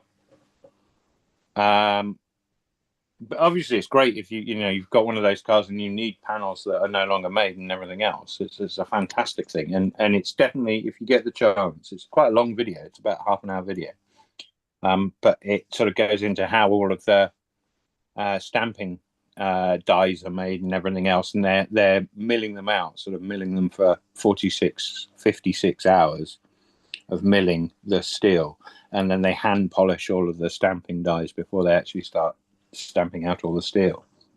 Right, let's catch up with the chat. Ian says, my Renault EV has a sound under 12 miles per hour. It's a tune by Jean-Michel Jarre. As a petrol head... Jean-Michel Jarre. Yeah. Is it Oxygen? Yeah. As a petrol head, I would not go back as my road car. I might, however, get a classic escort. But then they're looking 60 grand now for a Mexico. Or 8 grand for a remade body. Yeah. Michi says, parked behind a Tesla, said to my parents, need to double check the handbrake, make sure I don't roll forward and blow up. Richard's saying, I'm massively into cars. Back in the day, you could tell what the cars were instantly. These days, I haven't got a clue who makes what until seeing the badge. Yeah, I would agree with that. Oh, God, you're all sounding like such old fogies now. So it's bad enough. My dad was saying this stuff 40 years ago. It's like, I had all these modern 80s cars. Dan asked them about modern pop beats combo music. Yes. Put it this way. I've got my birthday on Sunday and I am not looking forward to it. Oh, you don't look a day over 90. What are you talking about, man? 90, I feel 100. there's no shame in passing 60, Mark. I'm not there yet. Yeah, Well, it's a couple of days, isn't it? Another couple of days, yeah. Yeah. I No. think it's amazing that you knew the first plate, man. no, I've got 5 years before that happens. Oh dear. But then again, MST, I don't know what they're charging for the air escort shells, but I don't think they're under 10 grand. I can tell you that. Yeah, but I mean, if you could get an escort shell, which you could from this place for 8 grand, then obviously you've got to get the working innards and everything else. You can go and buy a brand spanking new Mark II Escort rally car. There is a company that have got the rights from Ford. Yeah, Use the car. I've seen them and they're glorious things, but I don't think you get much change from 60 grand. Yeah, probably closer to 80. Oh my day. So, you know, again, 8 grand, and you can go and you could get an engine for 10 grand. You're going to have to do a lot of the work yourself. But you'd have a completely straight body shell that's not got any rust problems. It's not got any extra holes drilled in it. It's not got any sort of, you know, bends and weld issues and repairs and everything else. You could build yourself a brand new Escort Mexico. The only issue is you wouldn't be able to black and silver plate it. No. I do know of 2 guys that have bought brand new MSTA shells and transferred them completely over because their shells are knackered. And in fact, there was one guy from the Jim Clark rally at the weekend there that would probably end up having to do that very thing because he had an absolute fear of an accident in front of him away. He was running 30 seconds behind him, and there's a couple of photographs of it, and it is absolutely destroyed. That red one? No, it's a white one. All right, it's a red one, crash. No, this white one's an absolute mess. Well, again, it's about 4 foot shorter, isn't it? Pretty much. Again, if it costs you 8 grand to repair that as opposed to 20, 30 grand as a purchase price, you're going to do it, right? Oh, yeah. I think some of what this guy had in the car, I think that's exactly what he'll probably end up doing because I think it was a Millington engine, sequential box on it and all the rest of it. So the mechanicals are probably sitting close on to 50 grand plus. And then whatever else. I mean, the car's got to be an easy. If it hadn't been crashed at the weekend, I would have said at least 70, 75 grand plus. So, as you say, an £8,000 shell for a brand new one is a no-brainer. I can't see why you wouldn't do it. Because I don't think some people want to do it yet. If they can still get old shells, which they seem to be a supply coming in through from South Africa, especially going in through Ireland. No, absolutely. I mean, it's about, then it becomes about how original is original, right? It's the ship of Hesperus, is it? Dan? Theseus. Thank you. I knew you'd know. I agree. It's like people want to keep it as near to the original setup as possible. But then again, there are some people that just take it to the absolute extreme where it's not quite so critical. But also, there comes a point where, you know, you've pranged something beyond reasonable repair. And by, you know, everything can be repaired. Time and money are the factors, right? Yeah.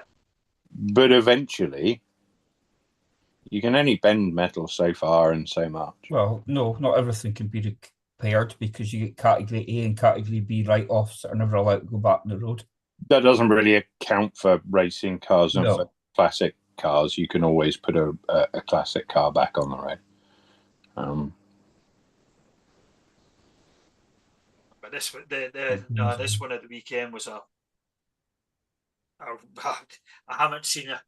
As Alan Turner said, it was definitely about 4 feet shorter.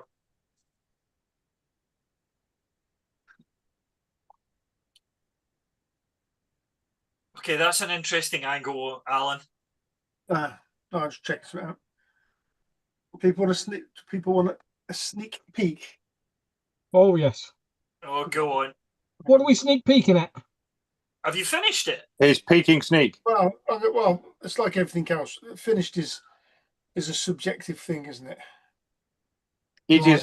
Is it as done as you wish it to be this Well, evening? no. Again, we'll stare at it for a few days and we'll decide. Yeah, I'll share a. I always find that you should take some photos now and then 30 seconds afterwards look at the photos and go, oh, Jesus Christ, that. So that's one picture. Okay, that's pretty damn good. Oh, and toward the picture. Other side. I think it's pretty, man.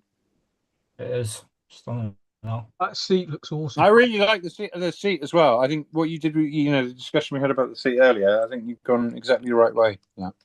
Yeah, because you would almost think that's leather. It is leather.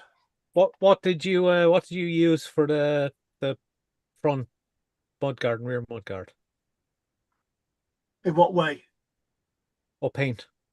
It's GX2. That's just GX2 straight, is it? No, it's single stage clear because I didn't want to go too shiny with it. Yeah. No, I like it. I think it looks really good. It looks very accurate.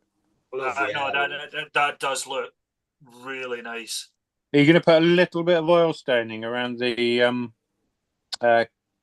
crank? That's got oil staining on the crank. Oh, okay.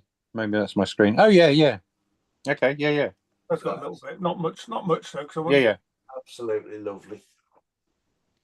Yeah. I think it's a really pretty I thing. love that horn. I think that's a brilliant little detail. As well. What's that? Oh, the. Yeah. Yeah, I think that's lovely. That. Yeah, so we'll stare at that one for a little while. Beautiful. That is all round gorgeous, dude. Richard says it's looking beautiful, Al. Thanks, Rich. Definitely buy it for $1. And Sid's saying stunning build, Alan. It is. They're just a beautiful thing, aren't they? They are a very pretty looking bike. Just very quickly, this is what was left of this Escort.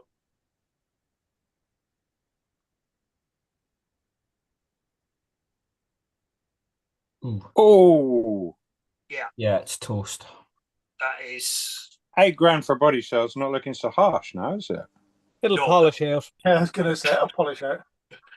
I hope somebody turns and says, "Can't park there, mister." Well, it was a closed road event, so nobody can drive on the road anyway. It looks a bit like a Porsche. Yeah, It does. In back. The Porsche we have at home. Yeah. Don't show Neil. I'm not making that. Are you back, Jamie? Better than that new Ferrari. Yeah. Anyway, come on, let's get on to plastic. See on your Bugatti, Jamie. Yes. Sorry. There's a tube that comes down that the spark plug leads come out of. Yes. What colour did you go with? Like a bronzy colour it is. That's what it called out for on the instructions. Calls out for flat black in the Italian instructions, but I can't find any pictures of it in black. At least they do give some colour call outs. Where's the tube on the Bugatti? Comes off the dashboard down the side of the engine with all the spark plug leads come off of it. And the other interesting thing is there's 7. Oh no, the 8th one come off the end, doesn't it? Yeah, that has got 8. Can you pull it up and I'll have a look?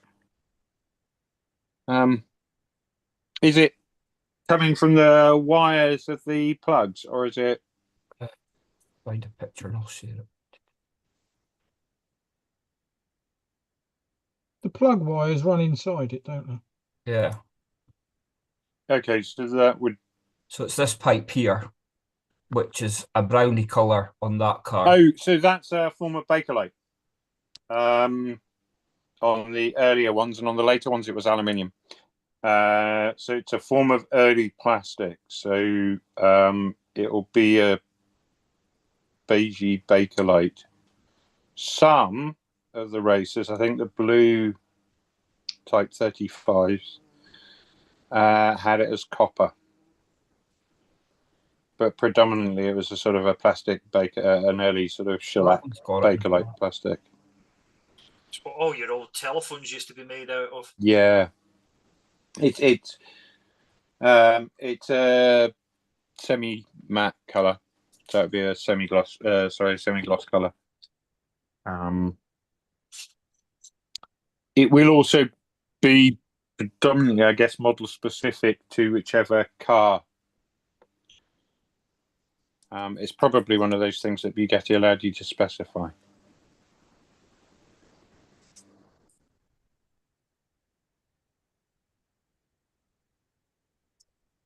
Whereas nowadays, obviously, that would have just been lifted straight off of an Audi A3. Yeah. Actually, on the 25 Bugatti, it is in black. Mm. And it doesn't have the braided hoses. On that one. But then the engine block on that one is different to the engine they've supplied with this one.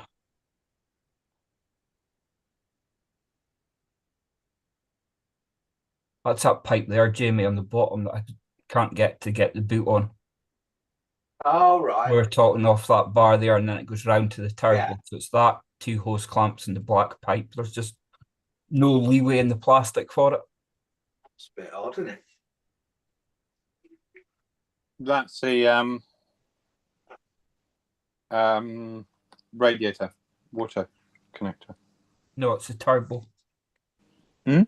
It's the turbo. Pipe comes off the top of the turbo.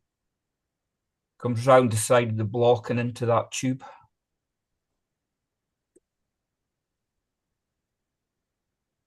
I thought it was the water for the it would have been a supercharger, wouldn't it? Not a turbo. It has both.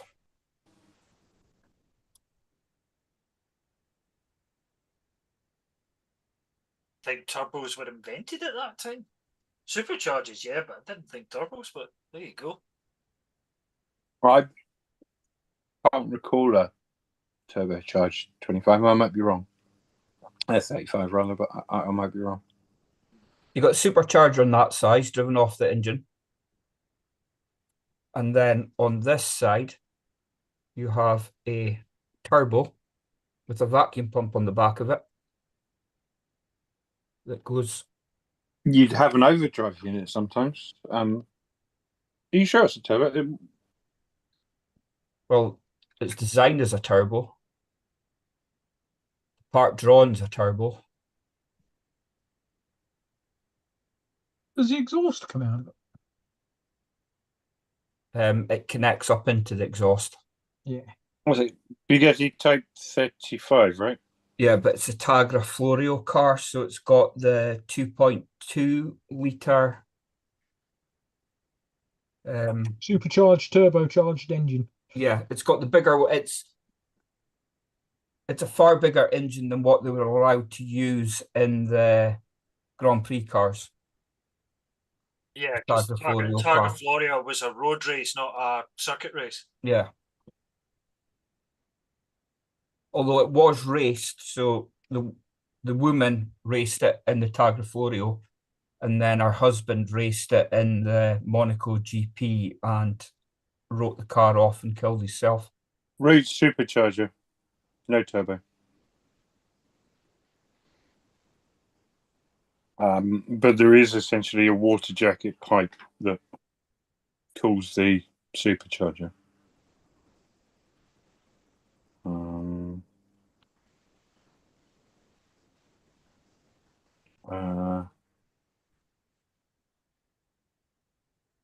Right. Richard says that Escort looks better than my attempt at the Italian kit. 1962, the Oldsmobile Jetfire was the first commercially available turbo car, also known as the Chevrolet Corvair Monza Spider.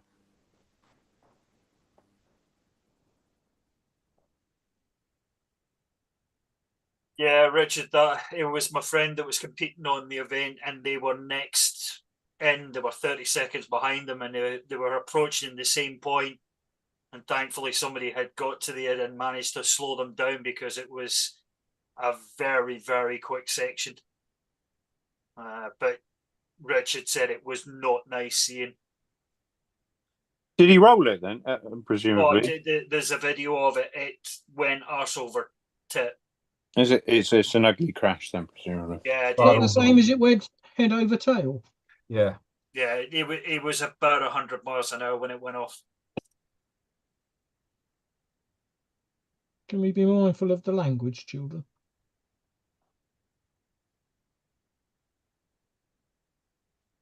Yeah, we don't want any more YouTube strikes. Have we got any?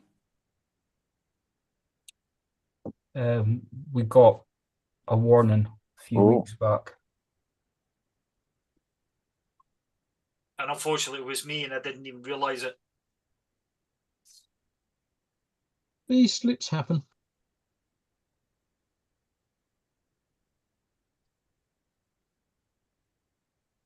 I have a feeling that's because they haven't noticed any of my cows. Right.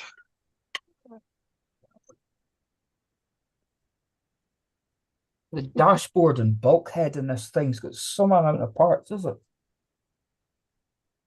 I mean, they're remarkable cars. The engines, I don't believe, have any gaskets in them. They're just machined to an incredibly high tolerance, so that they don't need gaskets. Yeah. Which, given the age of the cars and everything, I mean, they are beautiful. They sound like sewing machines when you stand next to one. We've just got that little clack that goes on, like a Singer sewing machine does.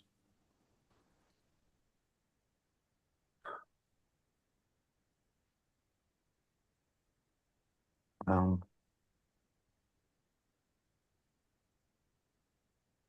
going to get a case for it, Alan? Again?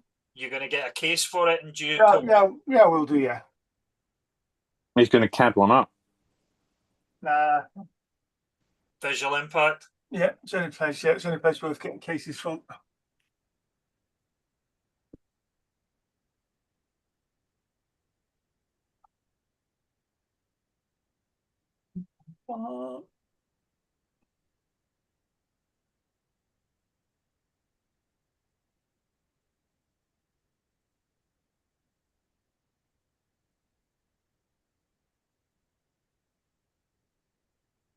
Have you put it? It's in the bloody way. I think you should be rightfully proud of it. Are you happy with it so far? It's all right. Tub of acetone notwithstanding, sat next to you, threatening the model at any point. Right, we'll see. I'll sleep on it.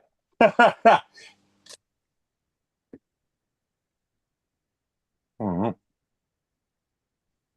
There we have Iceman Collections. Jap Engine Morgan. But cool. It just wants some wild wheels on it, doesn't it, to finish it off? Yeah. I'll send them to you.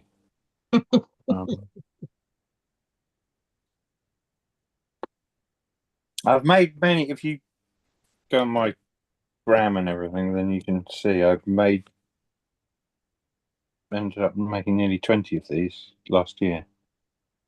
What are these Printing ones? 20 of them. They've all got wire wheels, so this is the one that doesn't. No, I've got the file.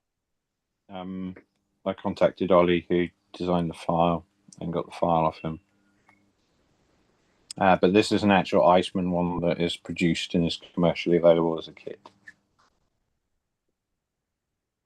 It's about 75 quid or something.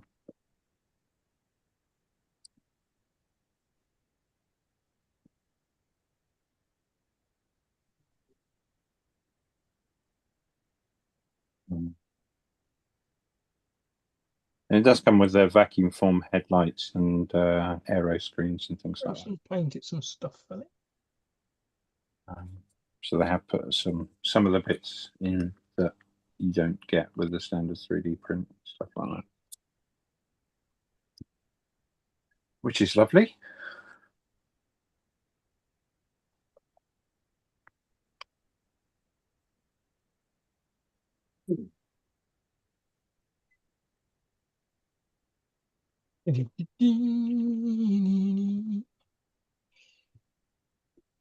So, Alan, once you've decided whether the Norton gets the big bath of chemicals or not, what's next on the build list? I've not decided that either yet. I'm thinking. Yeah, I'm thinking I might. What you think? What the 019 maybe? But then there's. I wouldn't mind doing the F40 either. But I wouldn't mind doing that airplane as well.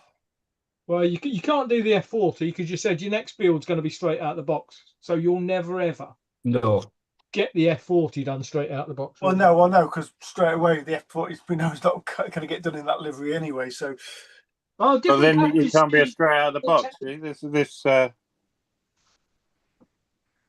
only one you've got a chance of doing is the aircraft then. Yeah. You've probably got a resin cockpit for that, I reckon. It might be quite a quick build as well, isn't it? Just it's like building armour, isn't it? Just glue it all together, paint it one colour, slap the wheels on, call it done, don't you?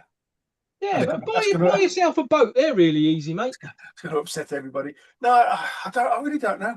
I don't know what I fancy doing. Bit of 2K on top of it. Yeah. Whatever you do, you've got to build it straight out of the box. So choose wisely. I haven't got to do anything, Mark. Do the 019. So that's the thing. and that's the thing, Mark. How quickly he's backpedaling on that promise. But it's not backpedaling. It's the point people say you have to do this. I don't have to do anything. No. Yeah. Build your model your way.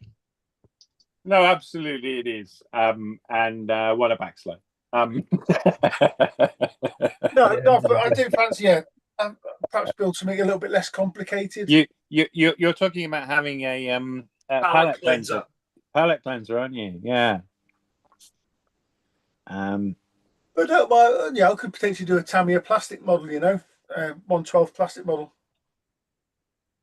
Oh, you could go down the 124 route. Nah. Have you got the Porsche?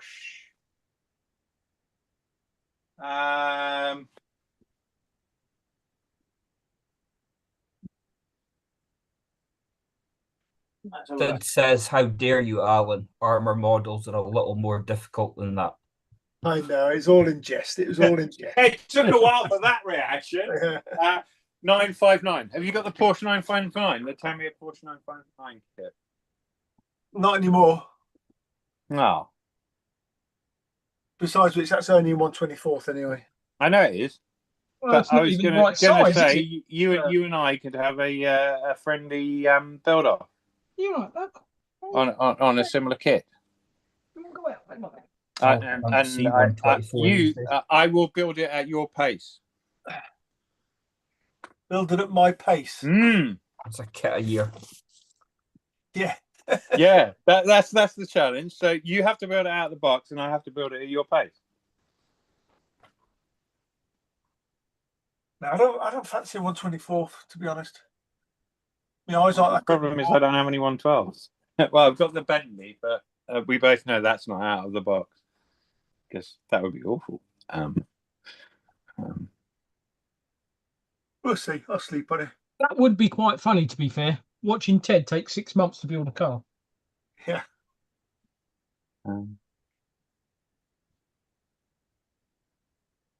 It's coming, isn't it? You do also mind though, Ed, that I'll probably strip the paint 3 or 4 times till he's happy with it. Sure, but I don't have to do that part. I just have to wait until he's finished stripping the paint 3 or 4 times. I mean, a 1/24th kit will probably knock out in 2 weeks.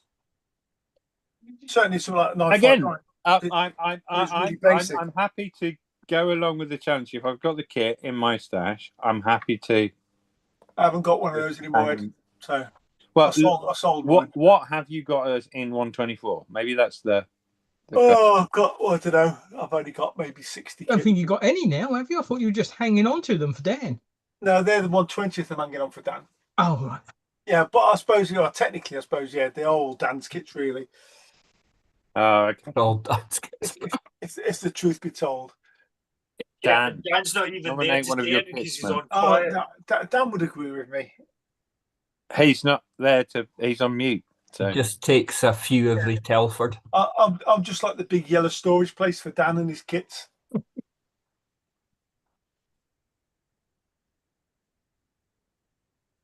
The point is, if I was going to build a 124th kit, Ed, it wouldn't be a normal kit. okay. What abnormal kits would you build in 124? Well, they'd all probably be the good small racing schemes, so they're all over decals. You can't do that because it's got to be out of the box. Well, no. No, that's the box. They're all Out of the default. box. Okay. I'll give you an example. Ed. Did you have there? That's a good small racing. Okay. So that's like an all over. I mean, it is all over. It's all the whole car is covered in decal.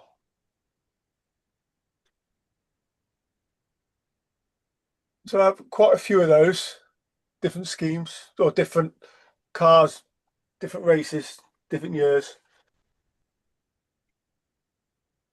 See, I've obviously learnt stuff from you boys because I knew exactly what Good Smile was. Yeah. Yeah. They've got some awesome racing schemes. Good small. I wouldn't have known that 2 years ago or 3 years ago. I actually couldn't work out what he was actually saying, so I couldn't have told you what it was. I to be honest, I thought he was having a seizure. You had one on the table at Telford. Say again?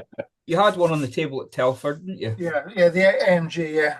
AMG. I think that's the one you were building when I first joined Hangouts. Oh god, that was many moons ago. I did that one. 7-8 years ago it would have been, yeah. But yeah, I think there you go. Your palette cleanser.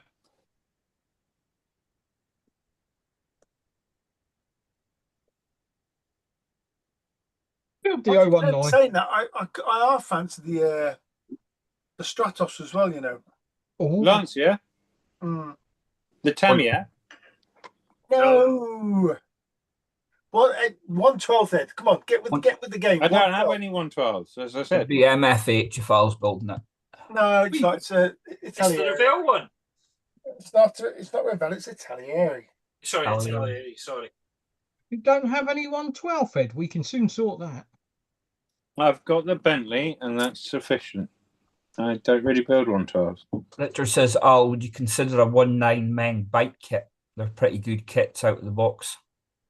The new Kawasaki's are really nice kits. Yeah, I mean, yeah, I know, yeah, but I wouldn't build another bike straight after finishing. Yeah, you're wanting a palette cleanser from that style of model, right? But I'll be honest, some of them Meng bikes, the 190th Meng bikes, do look awesome. You know. I was looking at the new Kawasaki ones the other night. They're nice bikes. Really nice bikes. Yeah, very good kits as well. Not as nice as a Tyrrell 019, though. Well, It probably wasn't, not. Yeah. it wasn't that far off Italiani's prices neither. I think it was about No. 60 quid. I tell you what, as well, Pete, that Telieri looks quite straightforward as well. To be fair, the 019, sorry, the Till looks quite straightforward. See, you was looking for a straightforward build. No. Have a look. Have a look. You know, it's a fairly simple car, isn't it? So It is. The actual build looks pretty straightforward, to be fair. But you said you wanted to do it out of the box. Yeah, no, well, I would do it out of the box. That's the point, mainly. mainly.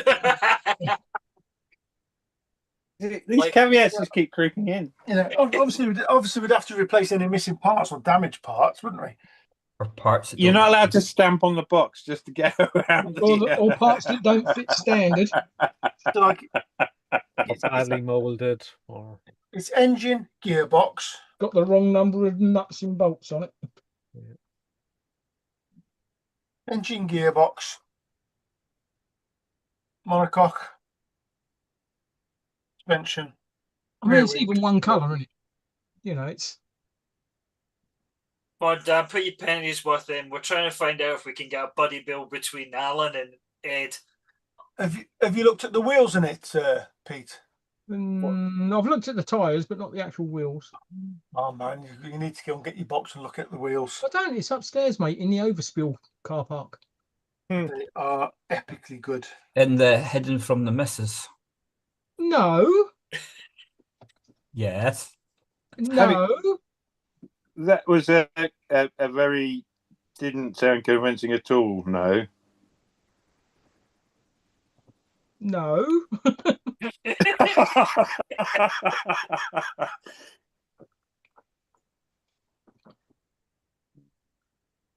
No, it's because my cupboard is full, and then the overspill cupboard is full. So I've had to go to the spare bedroom wardrobe now. I'll be honest. Wasn't this up until incredibly recently your child's bedroom? It was, yeah. Luckily, he's moved out. Well, you got loads of space for kits then. Oh, I have, yeah, because currently at the moment there's just an F40 and an 019 in there. Oh. I've not done an F1 kit for a long time, have I? No, you haven't, and you need to make that one.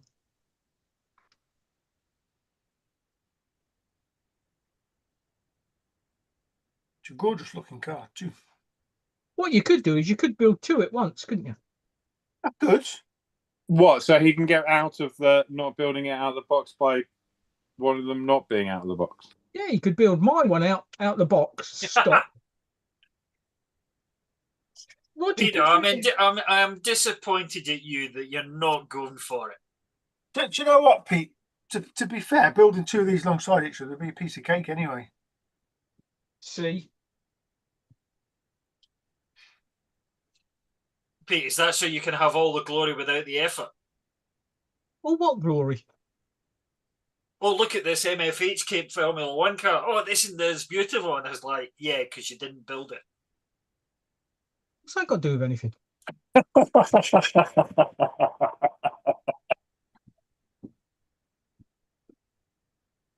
strongly suspect my MFH collection is now reaching beyond the realms of being built.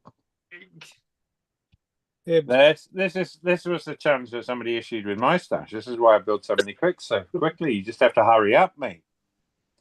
You're about to lose your multiple millgate. Whoa. That's about to be withdrawn. Why? Because the model that I built and entered into competition won multiple awards. How can you remove that from me? You can't take that from me. Yeah, because if you get this one and Alan does it, that's cheating. How's that But cheating? only if he enters it into a competition, technically. Just because I want a nice model in my cabinet. And you're actually not allowed to do that in competitions anyway. So. But there you go. Yeah. Can't be any different to buying like a... Mark is accusing you of being a cheater, basically. That's what he's saying. I think he's accusing me of Alan building my Anzani. That was... Sorry, what I meant to say there was my multiple award-winning Anzani. Peter, I thought we were keeping that quiet. Oh, sorry, mate. He said the quiet bit out loud again. I keep doing that. And people keep dying as a result. Stop it. I'll tell you what, Peter, I'm quite impressed. It's all the gearbox is all metal as well. Yeah. How is your Tyrrell turned up? You actually have it? Yeah, I have it, yeah. Ah, excellent. I didn't know that. Even though they almost forgot about me, but that's another story. No. Oh, were you last on the list? They sent you a lovely apology. Yeah, they give me the next 10 kits for free. They weren't that apologetic. All right, guys, I'm going to call it. I'm going to go and see Ali, so I will catch you all a bit later. All right, mate. All right, Jamie. See you Jamie. Take care. See you later, dude. See you later. Bye. Michi says, likes people's, let's get them up. We haven't had thumbs up. Richard says, how about a 112 Airfix Henry VIII? Yeah. And Ian says, well, guys, it's that time of night. Not often I'm up after Alan. Good night, folks. Yeah, it's after I'm 9 on o'clock. holiday this weekend, thankfully, so not going to be up early in the morning. Have a good one, bud. See you over the weekend, hopefully. Yeah. Yeah, take care, Ian. I tell you what, I have got a 112 of, a 124 of, but it's a huge kit actually. Is the Airfix Spitfire? The new one? No, the original one. I'd burn that if I were you. Oh, I got it for the engine.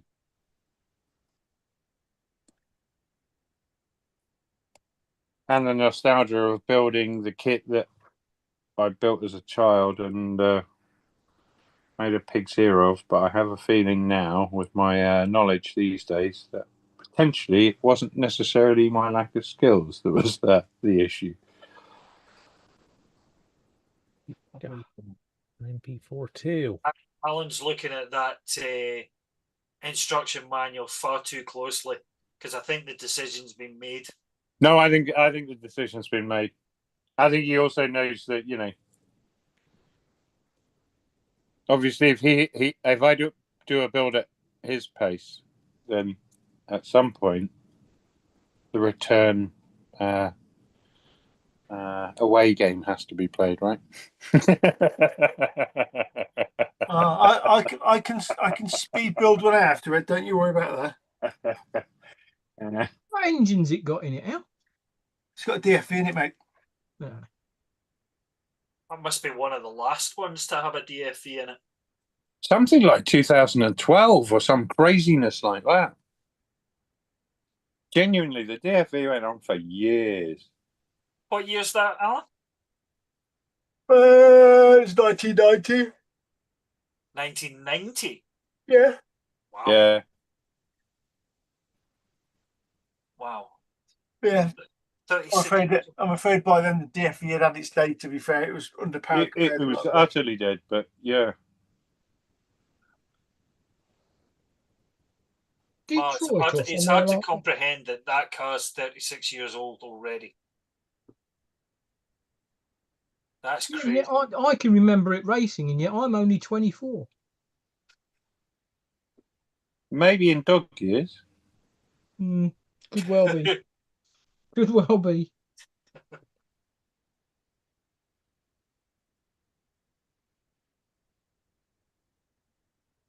Yeah, we'll see. We'll have a sleep on it. See what tomorrow brings. Yeah. Tomorrow brings more carbon fiber. Just when I thought it was safe. Just when I thought it was safe to go back into. They're starting on the monocoque now, down here. Yeah. Yeah, I finished I finished the headers for the exhaust system. So sorry, 1985 was the last time it was competed. By which point it was, you know, thoroughly out of any kind of thing. But what's that then? 1967 to 1985. Oh, the DFV? Yeah. It ran in the back of this 019. But admittedly, it probably run under a different badge. It was a DFR. DFR, was it? Yeah. Just a DFE, basically. Yeah. So what would the difference be? Not a whole lot, I wouldn't have thought. 4, I imagine. About 7 letters. Yeah. Yeah.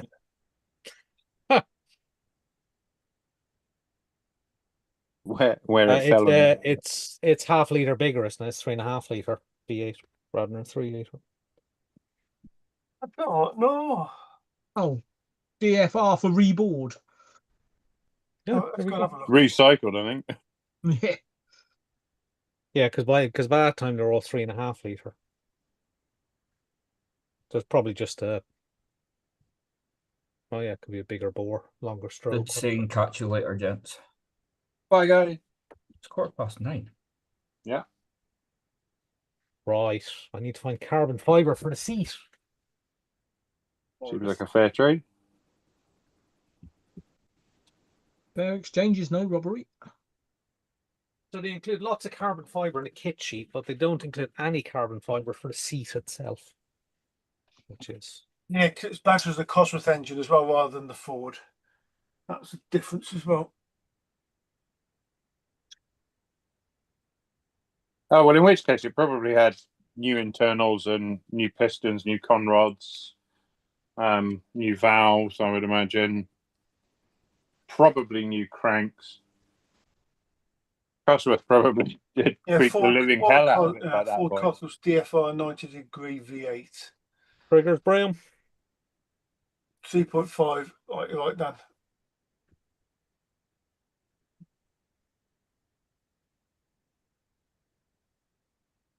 It is 3.5, yeah. No.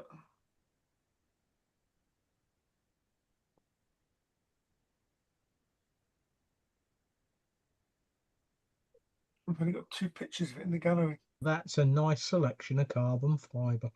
I think I might be running out.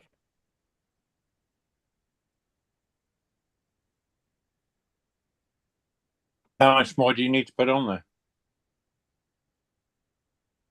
Is it a shocking amount, or is it just you're at the tail end of it? Of what? The carbon. Well, the entire monocoque is. Oh, no. I meant in terms of how much do you still have to apply? Is there still loads? Oh, I haven't even started. Oh, okay. So, yeah. Having just done the Tyrrell 023 and used a couple of sheets of carbon on that. It's like, oh, look, I'm doing more carbon again. So the question is, do I go for... Pete's your group expert on that, isn't he? He loves a bit of carbon. Send it all to him. But don't enter it into any competition. I can't do carbon fiber. I only know how to do steel plate. Hobby Steel design. armor plate is what I know. I thought you did some carbon fiber recently. No, that was in my old guys. We're all about boats now. Oh, okay. There's a switch happening there quickly. Yeah. Because they're really easy to do. We've got 12681. I've got 1, 2, 3 sheets. 6791, 680, 1, 2, 2, 682, 2. Okay, I need to stock up on Tamiya carbon again. Not good enough. Yeah, I've got to get some more Tamiya carbon as well. I've burned through mine. Oh.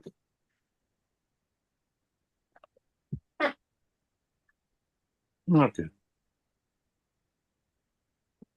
It's looking quite sweet.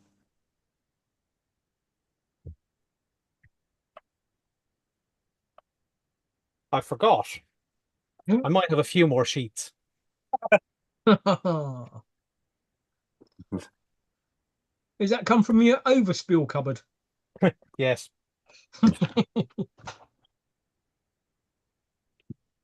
Back in a second. A man with a serious decal collection. It's an issue.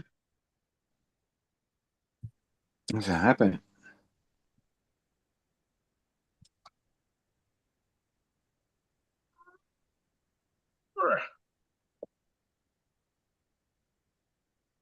I wonder what Mark's looking at on his computer. It looks like he's just staring intensely into the camera. He's just trying to wheel all of that carbon fiber over to his side. No, I'm watching, trying to get some ideas for the plane on the carrier deck. I'm just looking at 1 or 2 YouTube videos because it doesn't seem to kind of tilt very high, but having just seen a couple of the videos, it does come in at a very shallow angle.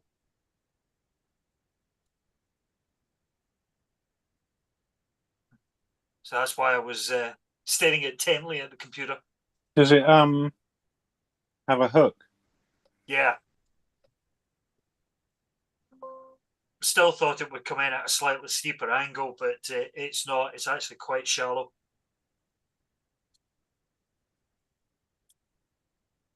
Dan might be able to tell you. I think that there's only a certain angle that they can approach at where that hook's effective.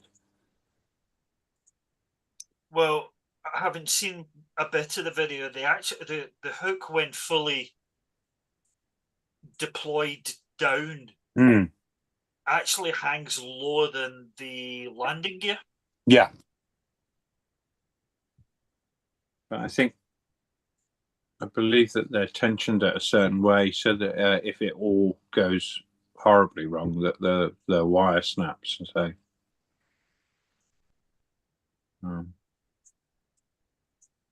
so as to not sort of drag the plane into the ocean or. Well, just having looked at this video, where they're landing, it's quite a short. It doesn't look like a particularly pleasant or comfortable landing. No, but it does look very short, and when you see the plane come to a halt at the end of the landing area, you're not talking a huge amount of leeway. You're probably talking an aircraft length from where it comes to a complete halt, and then there's another aircraft, and then it's right at the edge of the landing area, which is like a bit close for comfort.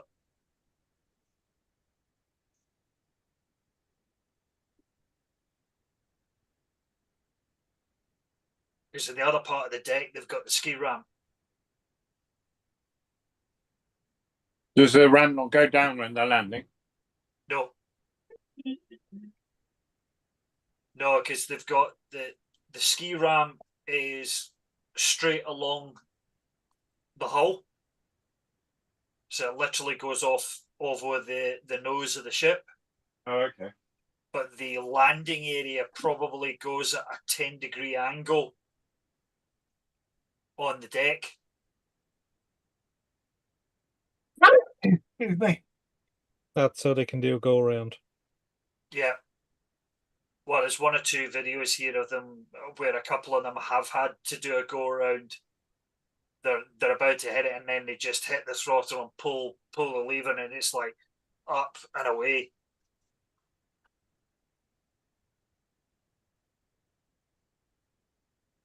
If I recall correctly, they actually hit full throttle on the flare on touchdown. What? Yeah, just to make sure they actually hit the arrestor. Well, just to make sure that if they miss the arrestor wire, they can actually take off again. Take off again, yeah. Because at the point at which you touch down, you're still technically flying, so you're generating enough lift. So you don't want to be decelerating and then realize you haven't hit your arrestor wire. So they don't hit the brakes. They're entirely reliant on the arrestor wire slowing them down. So if they don't feel the deceleration from that, they're already at full takeoff power. Because it takes a couple of seconds for the engine to react. So you have to be at full takeoff power at the point at which you hit the deck, basically. Yeah, when you think about it, yeah, that's which is an amazing load case for the tail hook. Because you're putting, basically full takeoff thrust through tail hook. So you better hope you did your sums right. Oh, hell yeah. Right, so we're going to go with Scale Motorsport 1524. 1524, yeah. Which is their Welchwell weave, is it? Which is their high def quad color weave. Which is quite good for just that non kind of patterned carbon fiber material. Yeah.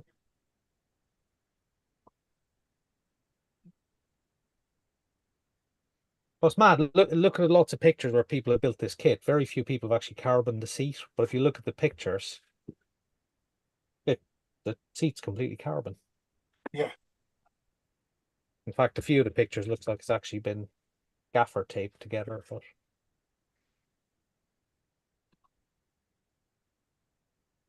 But But nonetheless, we shall try and get some accuracy into it.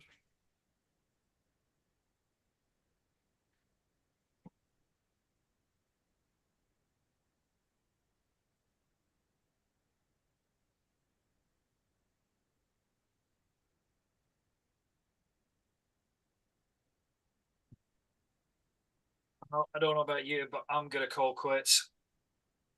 Yeah, I think it's got to that time of night. Yeah. Unlike some of you, I have work in the morning.